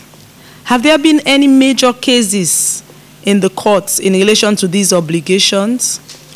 And can the government provide data showing measures taken to enforce compliance with these standards? Are there other laws which impose administrative, civil, and penal measures for various breaches of environmental standards? What are the institutions and regulatory bodies responsible for inspection, monitoring, and enforcement of environmental laws, as well as their competencies? And what are the steps to be taken and the roles that responsible actors bear for providing effective compensation for those affected by environmental despoliation as well as its rehabilitation? We also note that artisanal and small-scale mining exists in Botswana for the mining of gold, diamond, nickel, and cobalt. Is this sector formalized? Which provisions exist for regulating, monitoring, and supporting persons engaged in artisanal and small-scale mining, and in applying minimum standards of environmental health and safety? Thank you very much. Merci, commissaire. Je me tourne à présent vers la commissaire Manuela Teresa pour engager la discussion sur... Colegas, para saudar a delegação do Botswana pelo relatório apresentado, por todas as informações fornecidas. Agradecer ao comissário Yang que avançou algumas questões que por acaso eu tinha aqui arroladas acerca das ofensas corporais nas escolas e para os detidos. Entretanto, Sra. Presidente, Sr. responsável pela delegação, olhando para o relatório que está em debate, começando mesmo pelo índice do relatório, que eu tenho traduzido em português, reparo que as questões relacionadas com o artigo 6º, que é o direito à liberdade e segurança, não constam em nenhuma das áreas de preocupação. Portanto, não constam da primeira parte, que é a área, portanto, estou a falar da terceira parte do relatório, de acordo com o índice. Não constam das áreas em que o país fez progressos, portanto, que é a área A. Não consta da área B, em que o país fez algum progresso. e também não consta da área C, em que o país necessita de apoio da Comissão. Porém, atenta à leitura do relatório e uma consulta feita aos relatórios anteriores, verificamos que continuam ausentes informações sobre questões relacionadas com estabelecimentos prisionais e locais de detenção no país. Como consequência lógica, não há dados estatísticos sobre reclusos, como estão distribuídos por gênero, faixa etária, a sua condição. Não há dados nenhuns, nem neste relatório, nem nos relatórios anteriores. Aliás, a versão a que tenho direito, a que tive acesso, não tem numeração. A verdade é que a redação constante deste relatório em relação ao artigo 6 é a mesma redação que consta do relatório anterior. Por falta de tempo, não faço a leitura. Não obstante a isso, apreciamos o facto de o Botswana ter feito referência às recomendações que constam dos parágrafos 12 e 13 do presente relatório, que há uma prisão feminina em Gaborone com lugar para 30 reclusas, há uma ala feminina em Mahalapye, desculpem se não puder pronunciar corretamente os nomes, com uma capacidade para 60, e uma ala feminina em Kassane, outra em Maun e outra em Gazi, cada uma delas com uma capacidade de 10, ou a capacidade total de 10. Feitas as contas, portanto, estamos em 100 ou 120 lugares. Mas nessa informação a que faço referência, foi dito que até agosto de 2015 havia o número de mulheres presas no Botswana correspondia a 5,14% do número de prisioneiros, contabilizando dessa forma 225 prisioneiros, sendo 67 condenadas, 31 detidas e 127 estavam detidas por imigração ilegal. Se olharmos para a capacidade acima referida, mais o número de prisioneiras, claro está que estamos perante uma sobrelotação. Pelo menos na área feminina, cujos dados constam aqui. A minha pergunta é, haverá diligências no sentido de aumentar a capacidade nesta área? Também, no relatório que foi apresentado, falou-se de um centro de detenção de imigrantes que já se revelava insuficiente para albergar o número de imigrantes. O que é que foi feito a esse respeito e se aumentou ou não o número, a capacidade e qual seria, efetivamente, o número de imigrantes ilegais nesta fase? Ainda sobre instalações prisionais, Senhora Presidente, gostaríamos de obter informações da ilustre delegação sobre o curso das obras de instalações prisionais juvenis que estavam a decorrer na altura que foi apresentado o relatório. Será que terminaram? E se terminaram, de alguma forma aumentaram a quantidade ou a qualidade do alojamento? Outra referência que existe no relatório é que a lei das prisões estava sendo revista e que as disposições relativas aos direitos de visita estariam entre as disposições a serem consideradas. Em que ponto se encontra essa revisão e insistimos como está sendo salvaguardado o direito de visita dos prisioneiros, inclusive dos prisioneiros que se encontram no corredor da morte, porque tive o ensejo e o privilégio de integrar a delegação da Comissão Africana quando da missão de promoção e não nos foi permitida uma visita às instalações prisionais. Assim mesmo, e porque a delegação está aqui, gostaríamos de ter algumas informações práticas que não precisam de aguardar pela lei que está sendo revista. O que nos podem dizer acerca da comunicação dos reclusos com o exterior, como está isto garantido, principalmente em relação aos menores em conflito com a lei. O número e a qualidade de refeições diárias servidas aos reclusos, inclusive a pessoas com dieta especial. Sobre a existência de penas alternativas à prisão no Código Penal em vigor no Botswana. Se existem, quais são? Uma vez que aqui e durante o discurso de apresentação, foi referenciado que houve uma alteração ao Código Penal para agravar penas sobre crimes de corrupção. Gostaríamos também de ter informações sobre os programas e meios ao dispor dos reclusos para aumentar os seus níveis de conhecimento acadêmico e profissional que lhes permitam uma integração social depois do cumprimento da pena. E alguma informação sobre os meios de recreação dos reclusos. Gostaríamos também de obter informações sobre o monitoramento e supervisão de estabelecimentos prisionais. Sabemos que a nível do país existem um comitê de visitas, o provedor de justiça e também os magistrados judiciais e do Ministério Público, todos com competência para monitorar e supervisionar os locais de detenção e prisão. Porém, não são considerados essas instituições independentes, principalmente porque o comitê é presidido pelo Ministério da Defesa, Justiça e Segurança.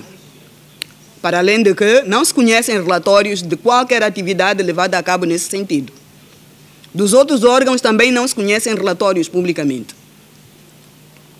Então, será que há ou não entidades independentes para monitorar ou supervisionar as prisões, para além das que acima referi?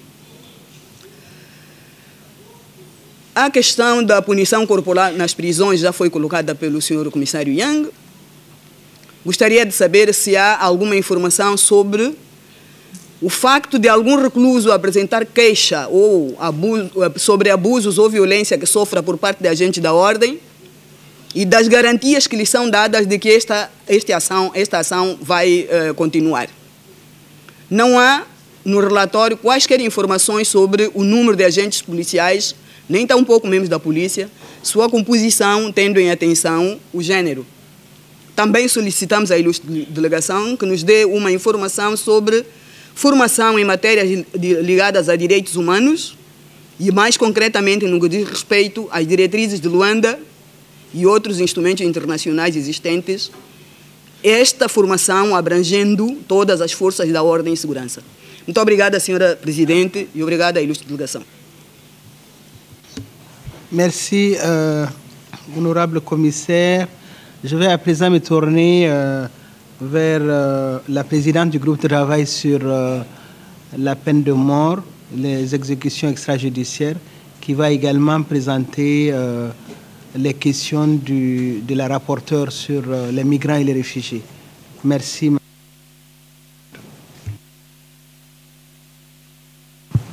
Merci, Madame la Présidente. Je voudrais à mon tour féliciter Excellence Monsieur le Ministre et sa délégation pour la présentation claire de ce rapport et remercier le gouvernement pour avoir soumis ce rapport. Je vais d'abord intervenir sur les questions d'exécution extrajudiciaire, arbitraire et sommaire. Nous avons constaté que le rapport ne nous donne pas d'informations sur ces questions et nous aimerions que dans les réponses, la délégation nous donne des informations à ce sujet.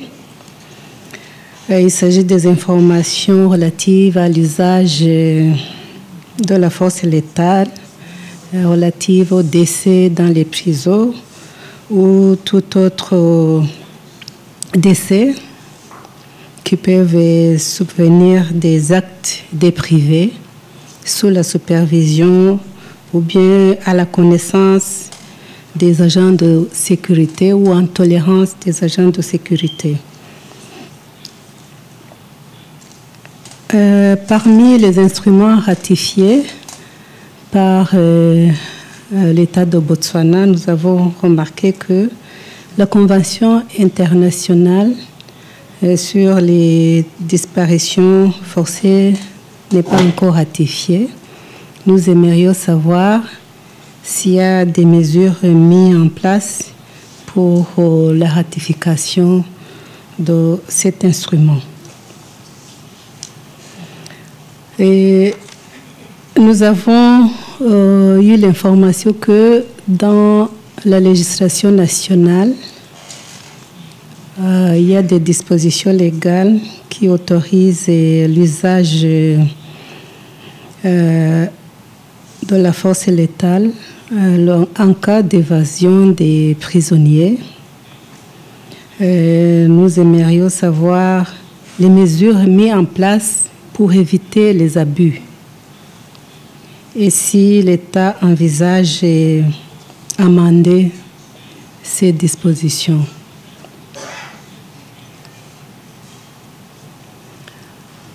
Concernant la question de la peine de mort, à la page 22 du rapport, il est indiqué que le Botswana n'a pas encore décidé qu'il maintient ou abolit la peine de mort ou impose un moratoire sur son application. Que lors du deuxième cycle de l'examen périodique universel, en 2013, le gouvernement du Botswana a accepté d'engager un dialogue public sur la question de la peine de mort et qu'une fois les formalités de ce dialogue finalisées, le gouvernement pourra mettre à contribution le groupe de travail de la Commission sur la peine de mort à ce sujet. Excellence, Monsieur le ministre, nous saluons cette déclaration dans ce rapport, malgré que nous notons des exécutions des condamnés à mort jusqu'à cette année, parce que nous avons l'information que la dernière exécution date de mai 2018. Mais nous avons l'espoir en cette déclaration qui est dans ce rapport. Nous acceptons que la peine de mort, c'est une question de justice criminelle, comme vous l'avez dit. Mais lorsque la Commission africaine a pris l'engagement de mettre en place ce groupe de travail sur la question de la peine de mort, c'était pour renforcer la protection du droit à la vie, renforcer la protection des vies humaines, étant donné que le droit à la vie est sacré, est inviolable et que cela est reconnu dans toutes les constitutions, presque de tous les pays. Alors, lorsque nous défendons l'abolition de la peine de mort, nous reconnaissons que tout État est souverain. Mais comme nous défendons les droits des citoyens africains, il se pourrait que la position de certains pays sur une question des droits de l'homme peut affecter les autres citoyens africains. C'est dans ce cadre-là que,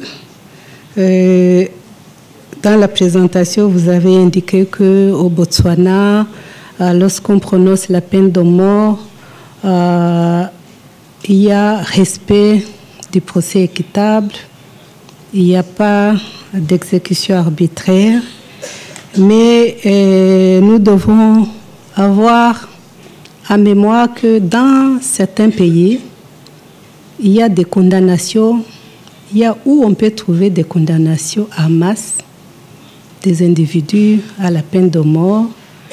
Il y a des condamnations après des procès sans avocat. Il y a des condamnations des personnes qui ont commis des crimes en état mineur. Et il peut y avoir des condamnations à bref délai.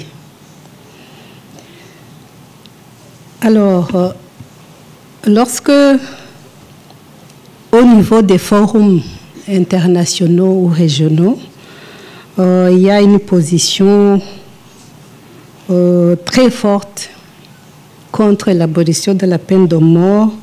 Je pense qu'il y a lieu aussi de se souvenir de tous ces citoyens africains qui peuvent être exécutés alors que peut-être ils auraient une chance d'être acquittés lorsque le procès aurait été fait en respectant les principes de la défense des droits de l'homme. Cela, je le dis parce que je travaille sur cette thématique depuis, ça fait presque maintenant 10 ans, et j'ai suivi les positions du Botswana dans les forums internationaux et au niveau de l'Union africaine. Donc, c'est pour revenir sur la déclaration que vous aviez mise dans le rapport, qui était un espoir pour la Commission, pour voir comment on peut avancer par rapport à cette question de la peine de mort. Toujours, en ce qui concerne la peine de mort, nous avons constaté que lorsqu'il y a la volonté politique, les États avancent par rapport à cette question. Nous pouvons vous donner l'exemple de certains pays africains, par exemple la Gambie. Il y a 2 ans, ici en Gambie, il y avait l'application de la peine de mort. Le pays, d'un coup, est revenu sur la question de la peine de mort. Et il y a eu des exécutions. Après les procès sommaires, les brefs procès. Et maintenant, aujourd'hui, nous voyons un autre gouvernement qui est pour l'abolition de la peine de mort. Et à l'ouverture de cette session, le vice-président de la République de Gambie nous a confirmé que bientôt, ils vont abolir dans les textes nationaux la peine de mort. Et déjà, ils ont ratifié le protocole au pacte international sur les droits civils et politiques relatifs à la peine de mort. Nous pouvons vous donner aussi l'autre pays comme le Rwanda, qui a connu un génocide, mais où l'État, pour confirmer le respect du droit à la vie, a aboli la peine de mort, de façon que les génocidaires n'ont pas subi la peine de mort. Donc, c'est pour vous dire que, bien que nous sommes d'accord que les criminels doivent être punis, il n'y a pas que la peine de mort pour punir ces criminels. Il y a aussi l'emprisonnement à vie qui peut nous permettre d'ôter ce criminel de la société. Et sur ce, je voudrais revenir sur les informations que nous aimerions avoir dans les réponses. Est-ce que la délégation peut nous donner des informations sur le nombre de condamnés à mort, donner le nombre des demandes de clémence qui ont abouti, qui ont eu des réponses positives, ou bien qui n'ont pas eu de réponse positive. L'autre aspect que je voudrais signaler, c'est le manque du visage humain de ces exécutions qui s'opèrent presque chaque année. Nous avons l'information qu'il y a eu une condamnation, une exécution d'un condamné qui a eu lieu juste après la visite de la mère du condamné. Et la mère a eu connaissance de cette condamnation par radio. Je pense aussi que pour cette question de la peine de mort. Oui, je parlais de la condamnation d'une personne à la peine de mort qui a été exécutée juste après la visite de sa mère. C'était Joseph Pony, en février. Celui-là a été exécuté en février 2018, mais il y avait l'autre, Pink, qui a été exécuté en avril 2016. Et un de ces condamnés a été exécuté après juste la visite de sa mère, qui n'a pas pu la voir. Et là, je reviens aussi au droit de visite aux condamnés à mort, parce que même s'ils sont condamnés à mort, ils ont quand même droit de visite par leur famille. Et dans vos réponses, nous aimerions avoir des informations là-dessus, si réellement le droit de visite n'est pas reconnu à ces condamnés à mort. Nous aimerions aussi savoir si ces condamnés à mort subissent l'examen psychosocial ou l'examen de l'état mental avant l'exécution. Parce que cela aussi peut avoir un impact sur le mobile de commission des actes criminels. Et s'il y a eu cet examen, on sait que quelquefois tout ça est tenu en considération lors de la sentence.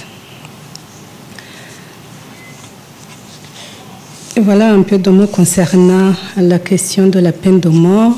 Alors je vais poser les questions sur le mécanisme réfugiés, les migrants et déplacés internes.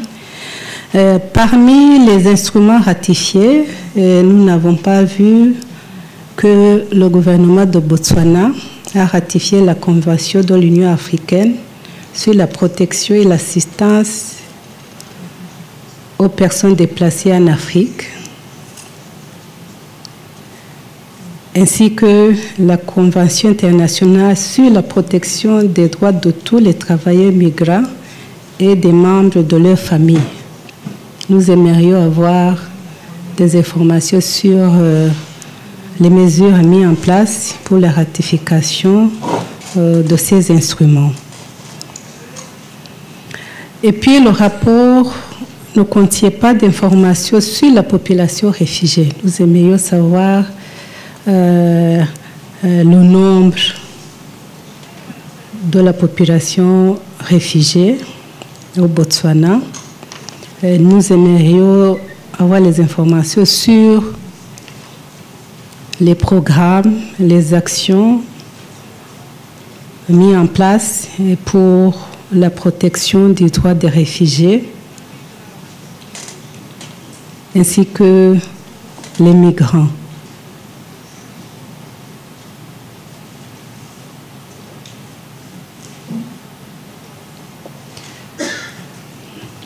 Et nous aimerions savoir si le Botswana dispose d'une loi ou d'une politique sur la migration.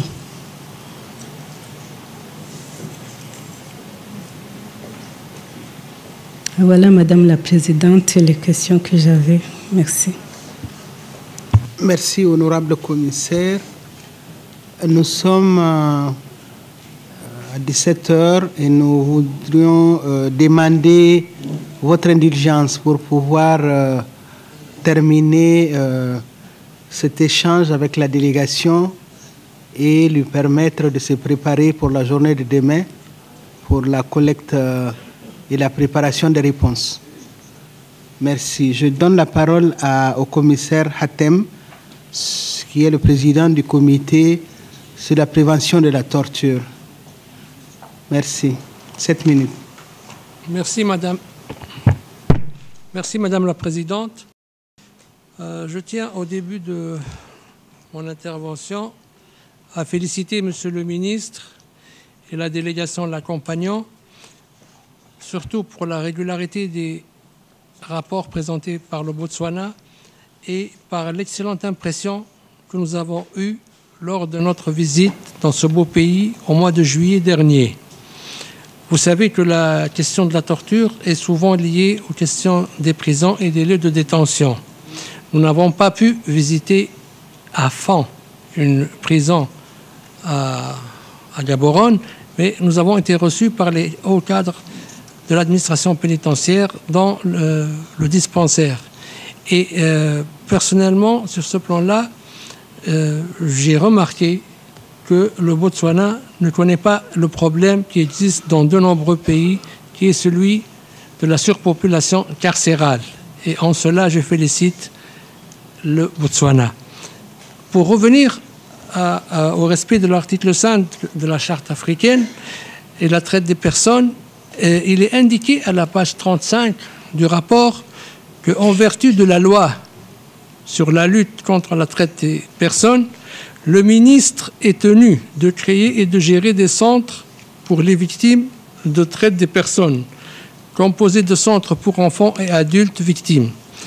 Les dépenses d'assistance aux victimes de la traite des personnes devraient être couvertes par le Fonds pour les victimes de la traite des personnes. Les centres et le fonds n'ont pas encore été mis en place.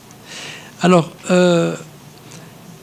l'honorable délégation pourrait-elle indiquer si le fonds et les centres ont déjà été mis en place? Dans le cas contraire, quelle serait la cause du retard? Concernant la torture elle-même, le rapport n'abordant pas tous les aspects sur la question de la torture, nous prions l'honorable délégation de nous apporter des éclaircissements suivants. Ainsi, le rapport précise que la Constitution botswanaise interdit la torture en son article 7, mais il ne donne pas de précision quant à l'existence ou non d'une loi spécifique qui interdit la torture, telle que le veulent la Convention contre la torture et les lignes de Robben Island. Qu'en est-il? On souhaiterait avoir des précisions.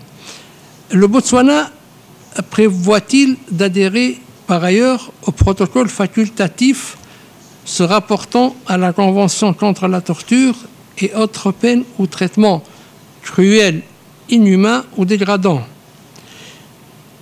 L'État dispose-t-il d'un mécanisme national de prévention de la torture à la fois efficace et indépendant, à même d'accorder des garanties aux populations? S'agissant de la justiciabilité, existe-t-il des mécanismes spécifiques de recours? Non, je peux lire, mais je ne sais pas si la délégation peut prendre note. Merci Seigneur. Existe-t-il des mécanismes spécifiques de recours à la fois efficaces et indépendants, habilités à recevoir des plaintes et enquêter sur d'éventuelles allégations de torture ou de mauvais traitements commis par des agents détenant l'autorité publique botswanaise?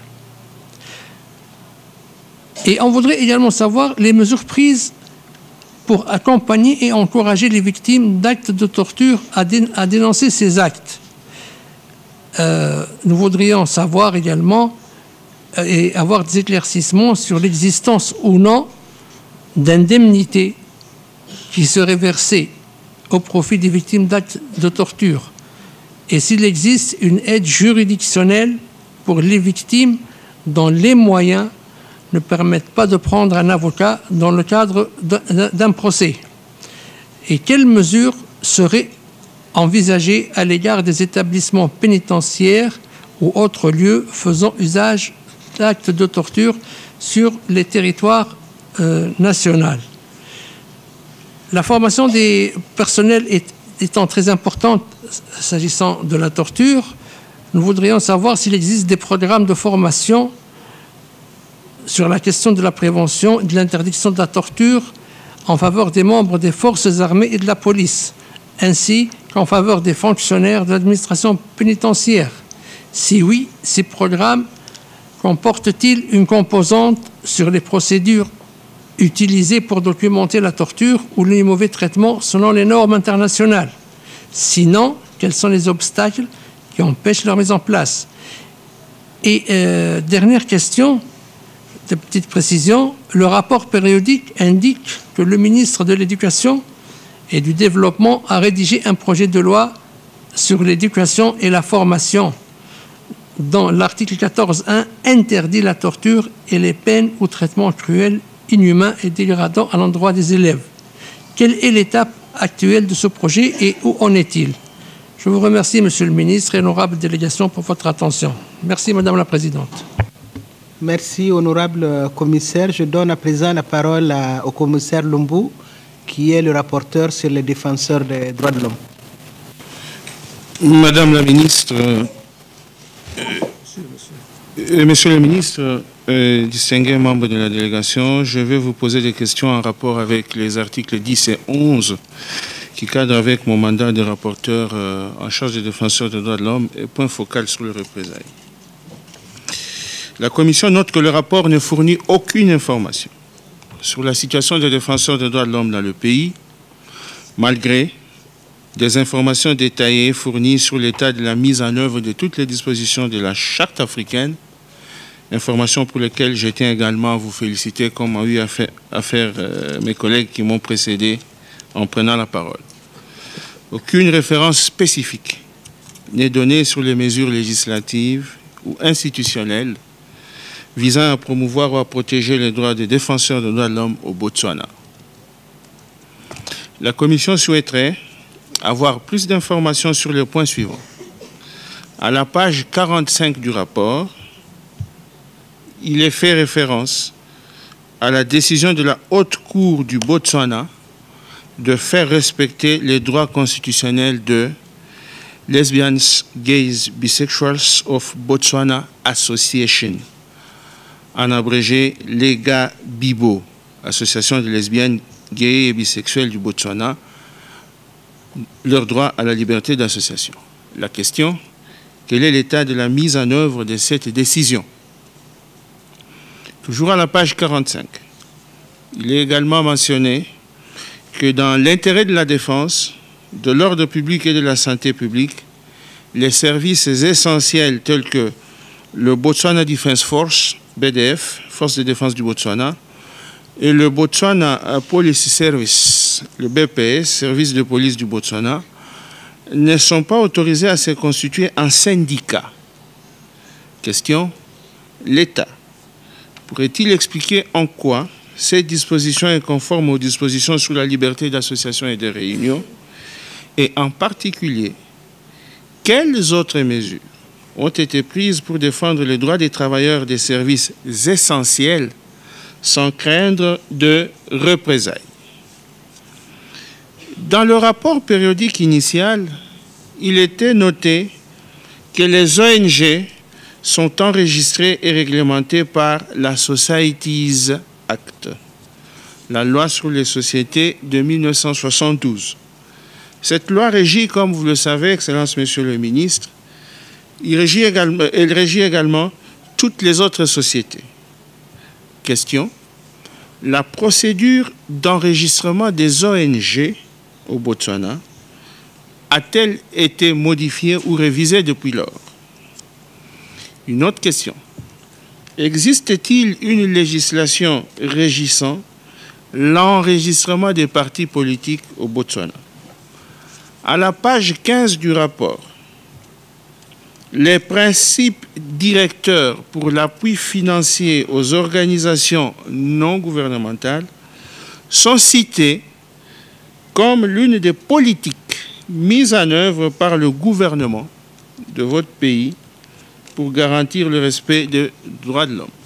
Question, quel ministère ou institution du gouvernement est responsable de la mise en œuvre de ces principes directeurs? Une autre question.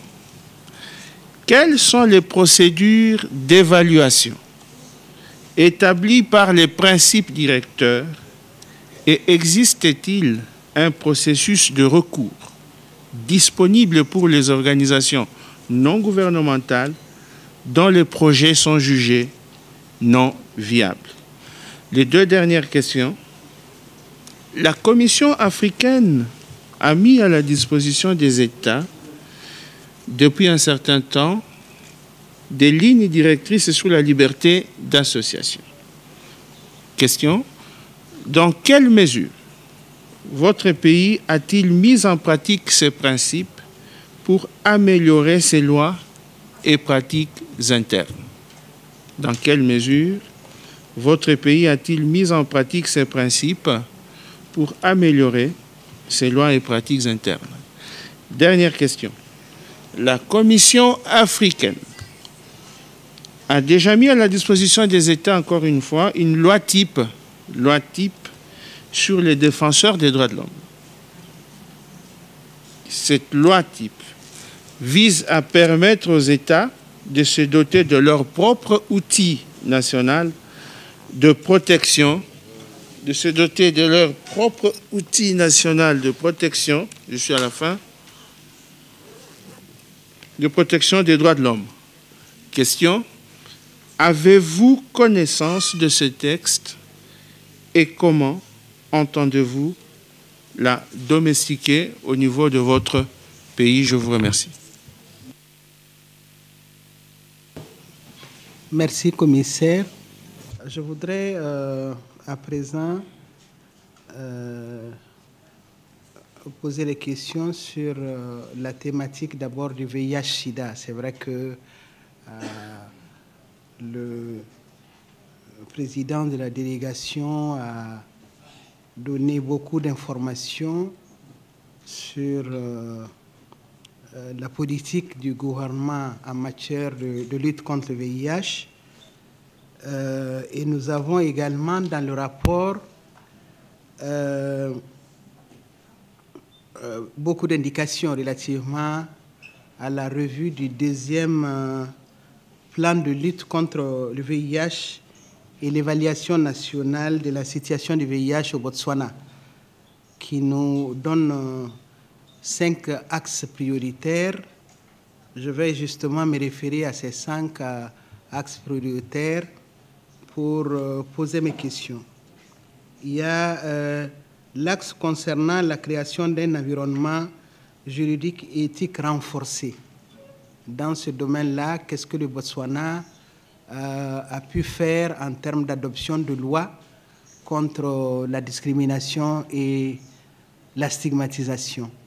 Et est-ce que les personnes qui subissent des discriminations à l'accès à l'emploi ou qui sont renvoyées de leur emploi, par exemple, ont une assistance juridique leur permettant de porter leur cas devant les tribunaux?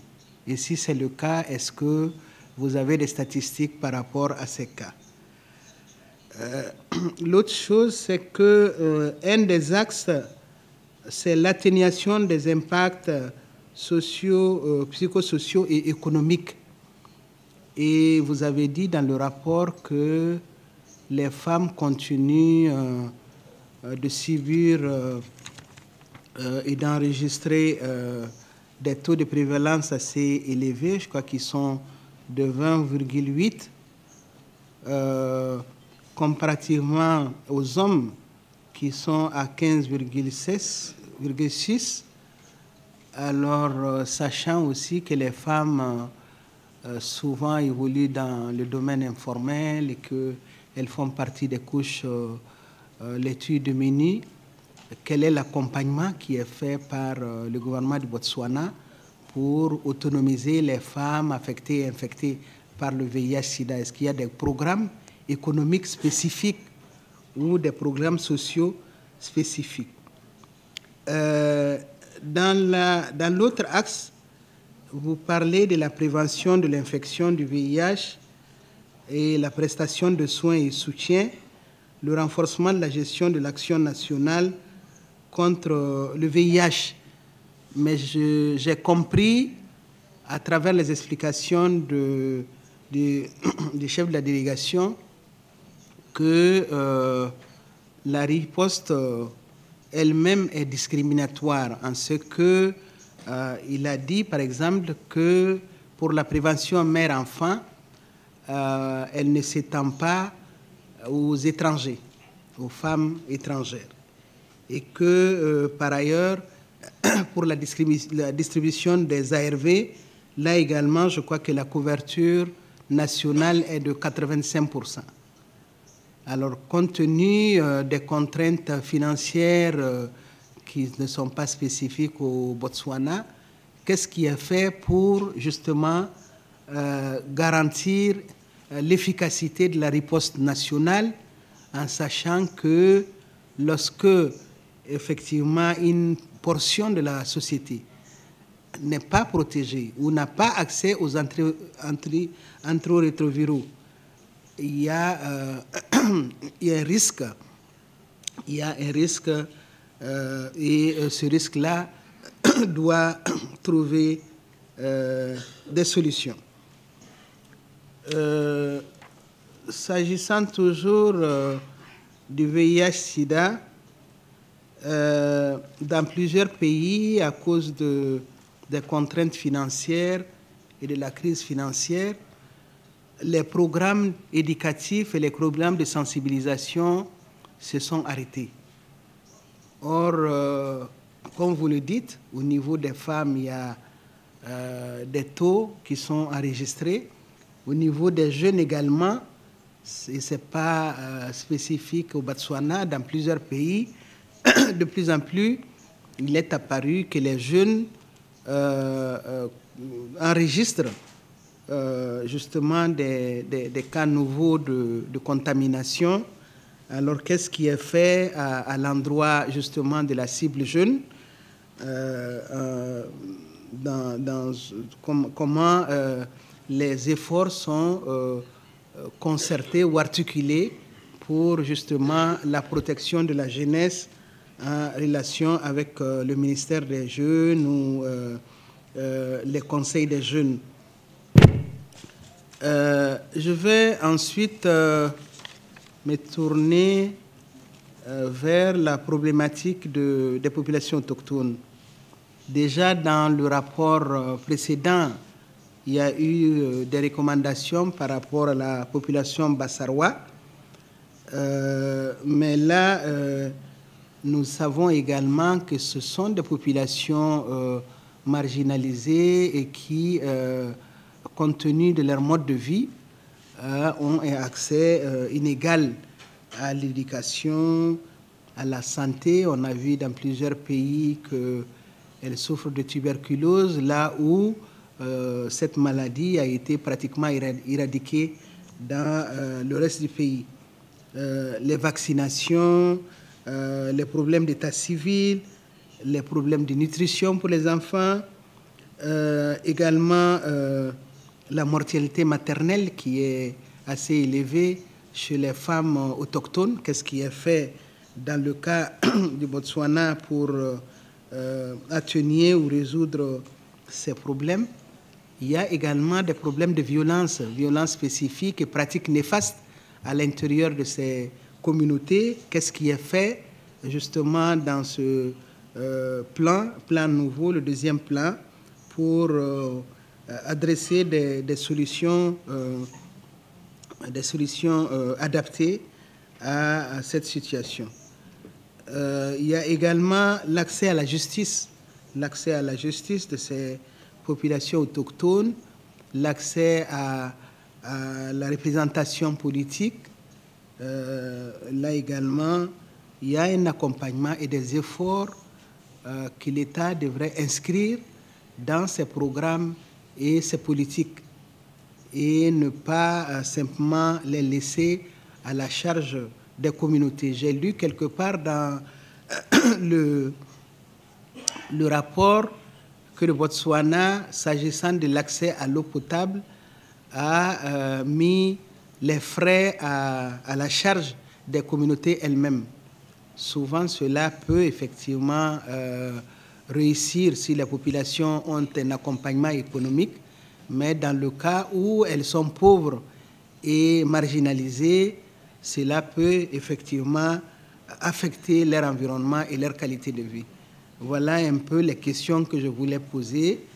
Et là, je redonne la parole à l'honorable commissaire vice-président qui va continuer avec ses questions et ses remarques conclusives. Monsieur le vice-chair, vous avez la parole. Thank you, Chair. So now, specifically on Article 9 of the Charter, just to restate that Article 9 provides that every individual shall have the right to express and disseminate his opinions within the law. And I do take note that the Constitution of Botswana guarantees every person in Botswana the freedom of expression. I am concerned that the combined report does not really provide much information on the freedom of expression. And so in this regard, one of the questions I wish to ask is whether the government has undertaken an audit of the laws which may be undermining exercise of the freedom of expression in the country. Notably, what is the current status of the Media Practitioners Act of 2008? I'm sure the distinguished delegation knows that this particular act is in a sort of limbo. So it's not clear whether it's operational because there were big problems with it. And so we need to know what the status of that law is. Is it still operational? Is it being repealed? Or what is going to happen? Or what is happening with it? Then again, does the government intend to legislate on freedom of the media, which is presently subsumed under the freedom of expression guarantee? So that we will not just be speaking about freedom of expression broadly, and then within that, the media, but that actually we have a specific limb focusing specifically on the media. Now, one other point I wish to raise is that the freedom of expression includes the rights of individuals to communicate in their local languages. So the freedom of expression is one which is enjoyed, which is exercised by all people, as opposed, for example, to saying by the media. And so for people to express themselves, they need to be able to communicate in their local languages. Now, the legal system of Botswana recognizes English and Setswana as official and the national languages respectively. And they are the only languages used in the education system and other official engagement. So again here, the question I wish to ask is, what is Botswana doing to ensure that all its communities may communicate in their local languages so that, again, they're able to have full use or exercise, enjoyment of their freedom of expression?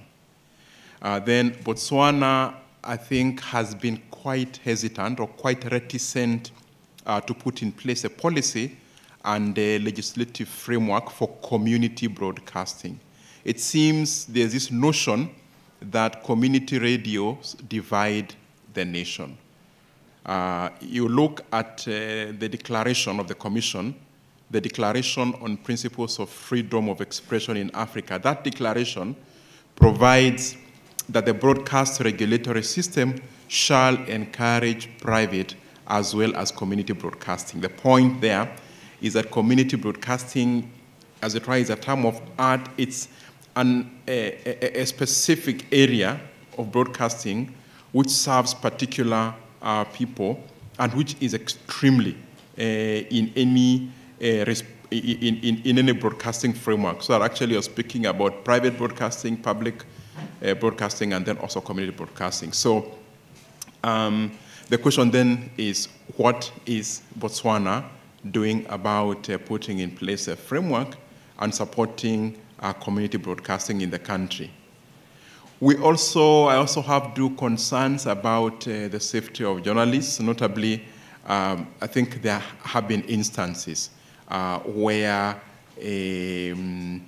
editors of newspapers have been charged under sedition laws.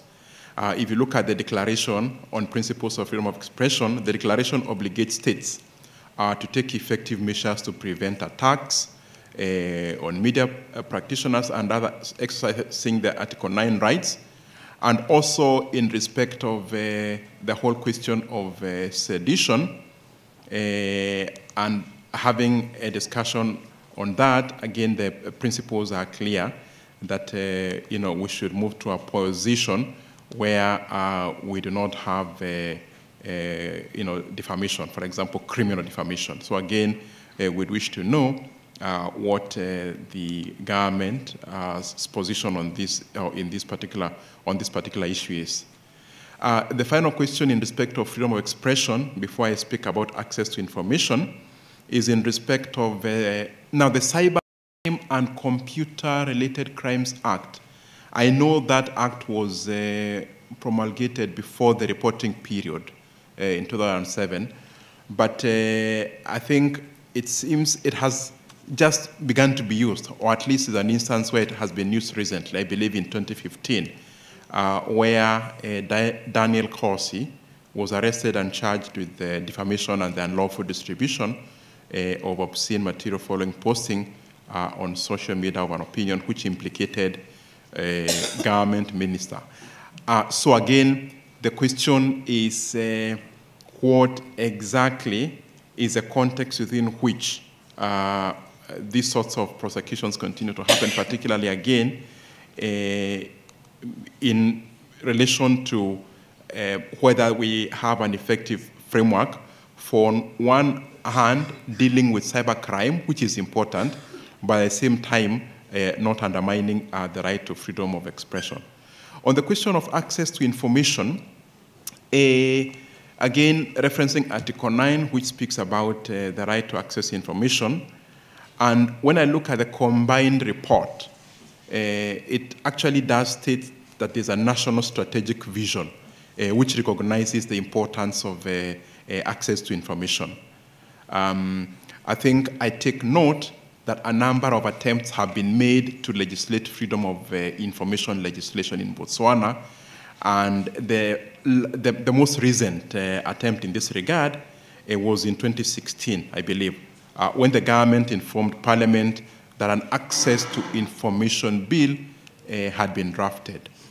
So I think what we need to know here is what the current status of this law is, and when actually it might be finalized, it might be put in place. And as we have that discussion, the question then also is whistleblowing legislation, whether again it is anticipated that whistleblowing legislation might be legislated. Chair, my very final question is taking note of what Commissioner Lumbu mentioned earlier. I actually do commend Botswana's courts for recognizing that Legabibo could be registered as a society to lawfully carry out advocacy, among others, for decriminalization of homosexuality. So again, the question which I have is what Botswana is doing to implement this judgment, and in particular, then looking at the resolution of the African Commission on Human and People's Rights, Resolution 275. What steps is Botswana taking to implement Resolution 275 of the Commission, which calls on states to ensure that persons are not killed, that persons are not otherwise violated on the basis of their actual or imputed sexual orientation or gender identity. So, Chair, thank you very much. Perhaps so that I don't take the floor again, I should just say again thank you very much to the delegation, and I think I'll make more substantive concluding remarks once the delegation makes their responses to us in a few days' time. Thank you very much, Chair. Merci, honorable vice-président. Nous avons terminé la série de questions et j'espère que la délégation du Botswana a pris bonne note de toutes ces questions. Vous aurez la journée de demain pour préparer les réponses. Le prochain rendez-vous avec nous, c'est mercredi à 10h45. Vous aurez 1h45 minutes pour nous entretenir et nous expliciter davantage les zones d'ombre, les questionnements et les questions de clarification. Sur ce, je voudrais laisser la parole à l'honorable chef de la délégation, s'il a quelques mots pour clôturer cet exercice de leur part. Merci.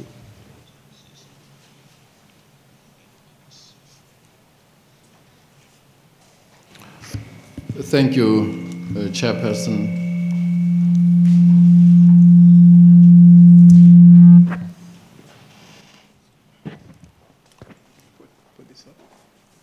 Thank you, Madam Chairperson. Thank you, Commissioners, for the observations you've made. We've noted some of the issues which have been raised. Some of the issues we believe are part of the report, but it appears that some information may not have either reached you on time, because some of the issues which have been raised here are profoundly covered in the report. But we will proceed, Madam Chair, to attend to the matters which have been raised and provide a supplementary report to the Commission on Wednesday. Thank you very much. Merci. Je voudrais, pour terminer, prendre 5 minutes pour donner la parole au représentant de Human Rights Watch. Il avait été appelé ce matin, mais il est sur le programme de l'après-midi. Donc ce matin, il n'était pas là. On me signale qu'il est dans la salle. Alors, 5 minutes, s'il vous plaît. Madam Chairperson, my name is Martin Chere from Ghana, the sole survivor of only 2005 killings, more than 50 migrants from Ghana, Nigeria, Togo, Cote d'Ivoire, Senegal, by the notorious paramilitary unit Junglers, once controlled by the former president of Gambia, Yahya Jammeh.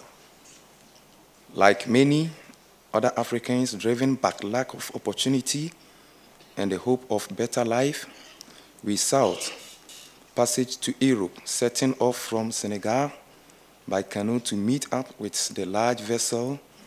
Unfortunately, we ended up stranded on the shores of Gambia. This is where our nightmare began. We were arrested, beaten, and transported in chains to cells around Banjul. I had learned that 8 dead bodies had been found outside Brufut. I did not realize then that these were bodies of some of our companions, and that the same fate awaited us. After a week, we were driven far from Banjul and into a forest. I was in the back of pickup with truck with 7 others. One of my companions complained that wires binding us were too tight. A soldier with a cutlass slashed his shoulder, and he bleeded profusely. I knew we were about to die. But as the truck went deeper into the forest, I was able to get my hand off free. I jumped out from the pickup and ran into the forest. A soldier shot in my direction as I fled. In hiding, I heard more shots from the pickup and cries in Chi, Eradigio, God save us. After days wandering in the forest, I came to a village in Senegal where I was given food and eventually continued to Dakar. For 13 years, I have been fighting for truth and justice. I traveled through Ghana, locating families of my companions, and together we pressed our government to seek justice. In 2009, after Jammeh government refused to cooperate with repeated attempts by Ghana to investigate, a joint United Nations and ECOWAS team was formed. Their report, which was never been made public, was said to have absolved the Gambia government of responsibility for the killing, but rather blamed rogue elements within the security service. With the fall of Yahya Jammeh, the truth has begun to emerge. Victims of his regime have demanded accountability for all the crimes committed, launching the Jammeh to Justice campaign in October 2017. In May of this year, Human Rights Watch and Trial International, after interview with former Gambian officials, including 11 directly involved in incidents, revealed that those who detained us initially included Jammeh's closest deputies in the security force. This witness confirmed the junglers took their orders directly from Jammeh and carried out the killings most likely across the borders in Senegal, where many of my companions are probably buried. Jammeh's subordinates then destroyed key evidence to prevent the international investigators from learning the truth. Before the report release, we met with the President of Ghana, Nana Akufo-Addo, to request that Ghana reopen its investigation and potentially seek Jammeh extradition to Ghana. I was accompanied by the leader of the Gambia Center for Victims of Human Rights Violation. The victims believe that until conditions exist in Gambia to bring Jammeh back and hold a fair trial, a persecution in Ghana will be a first step towards accountability. President Akufo-Addo tasked the Ministry of Justice and Foreign Affairs to advise on the way forward. However, there has been no action. The government of the Gambia has stated that it stands willing to cooperate in any investigation, but it appears that the government of Ghana has not even contacted the Gambians. Madam Chairperson, citizens of at least 5 African countries were killed in this terrible incident, yet no one has been arrested, much less prosecuted. Although 6 bodies were returned to Ghana, the remains of the other 45 victims have not been located or returned to their families. The only official report on the massacre by the UN and ECOWAS is shrouded in secrecy. We seek your assistance in ensuring that truth and independent investigation is finally carried out and that those responsible are held accountable. I call on the government of Ghana to reach out to the Gambia and Senegal. Concluez, s'il vous plaît, concluez. Thank you, Madam. I also request the ECOWAS and United Nations report to provide copies to the victims of family. Every life matters. The life of migrants matter. Now it's time to act. Thank you, Madam Chairman. Honorable Seta Mega, président de la Commission africaine des droits de l'homme et des peuples, honorables membres de la Commission, distingués membres des délégués nationaux, mesdames et messieurs, très heureuse de prendre part à cette 63e session, la délégation du Niger par ma voix salue la tenue de la présente session. Cette 63e session constitue une aubaine pour la CNDH de traduire sa gratitude à la Commission africaine des droits de l'homme et des peuples, dont la détermination et l'engagement constant permettent de relever les défis majeurs en matière de promotion et de protection des droits humains en Afrique.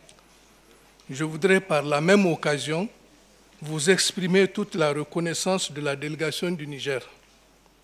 Madame la Présidente, Mesdames et Messieurs, permettez-moi tout d'abord de féliciter toute l'équipe de la Commission africaine des droits de l'homme et des peuples pour l'heureuse initiative de l'édition du 2e volume là, mais c'est une erreur de ma part de parler de cette deuxième volume. Compte tenu du temps qui nous est imparti, nous voulons vous livrons un aperçu succinct de la situation des droits de l'homme au Niger, en particulier sur les quelques aspects des droits civils et politiques. Il faut rappeler que le Niger a ratifié la quasi-totalité des instruments internationaux régionaux relatifs aux droits humains, droit à la vie et détention. On note encore quelques atteintes au droit à la vie.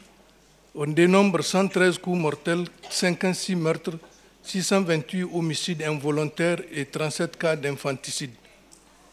Au niveau de la plupart des maisons d'arrêt, le défi majeur reste la lenteur de la justice et la promiscuité, à l'exemple de Filengue, capacité 150 places, taux d'occupation 201.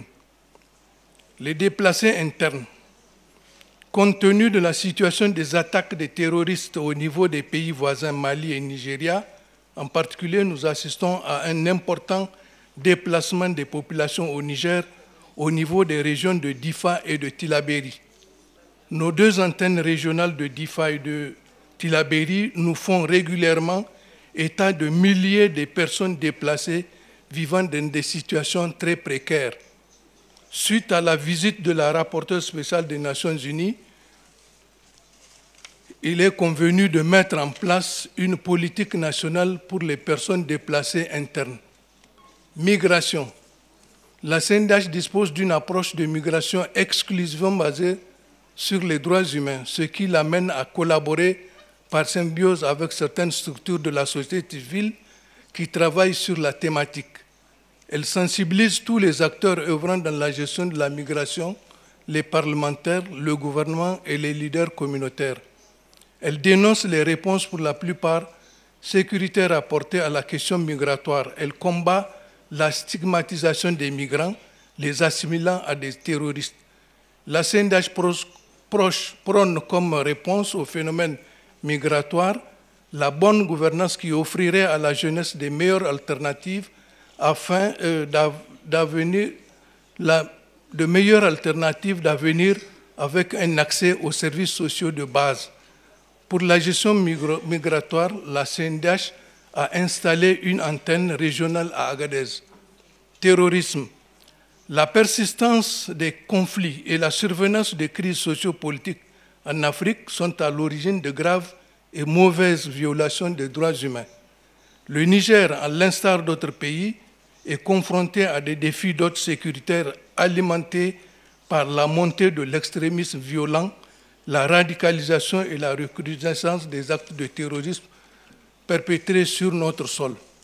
Pour lutter contre ce terrorisme, mon pays, faisant partie intégrante du G5 Sahel, s'active à mettre en place un réseau des INDH afin de mutualiser les efforts et de mieux coordonner la répression des actes terroristes. Compte tenu de la situation préoccupante, la CNDH a déjà installé des antennes dans les régions de d'IFA. Oui, et il est à souligner un nouveau fait relatif à l'enlèvement de personnes avec réclamation de rançon au niveau de Difa Tillabéri. Donc, compte tenu de la situation sécuritaire, la garde des yeux ouverts, la CNDH garde les yeux ouverts afin d'être présente partout où des violations de l'homme seront constatées et veillera à leur respect conformément au principe de Paris qui constitue la boussole pour les INDH.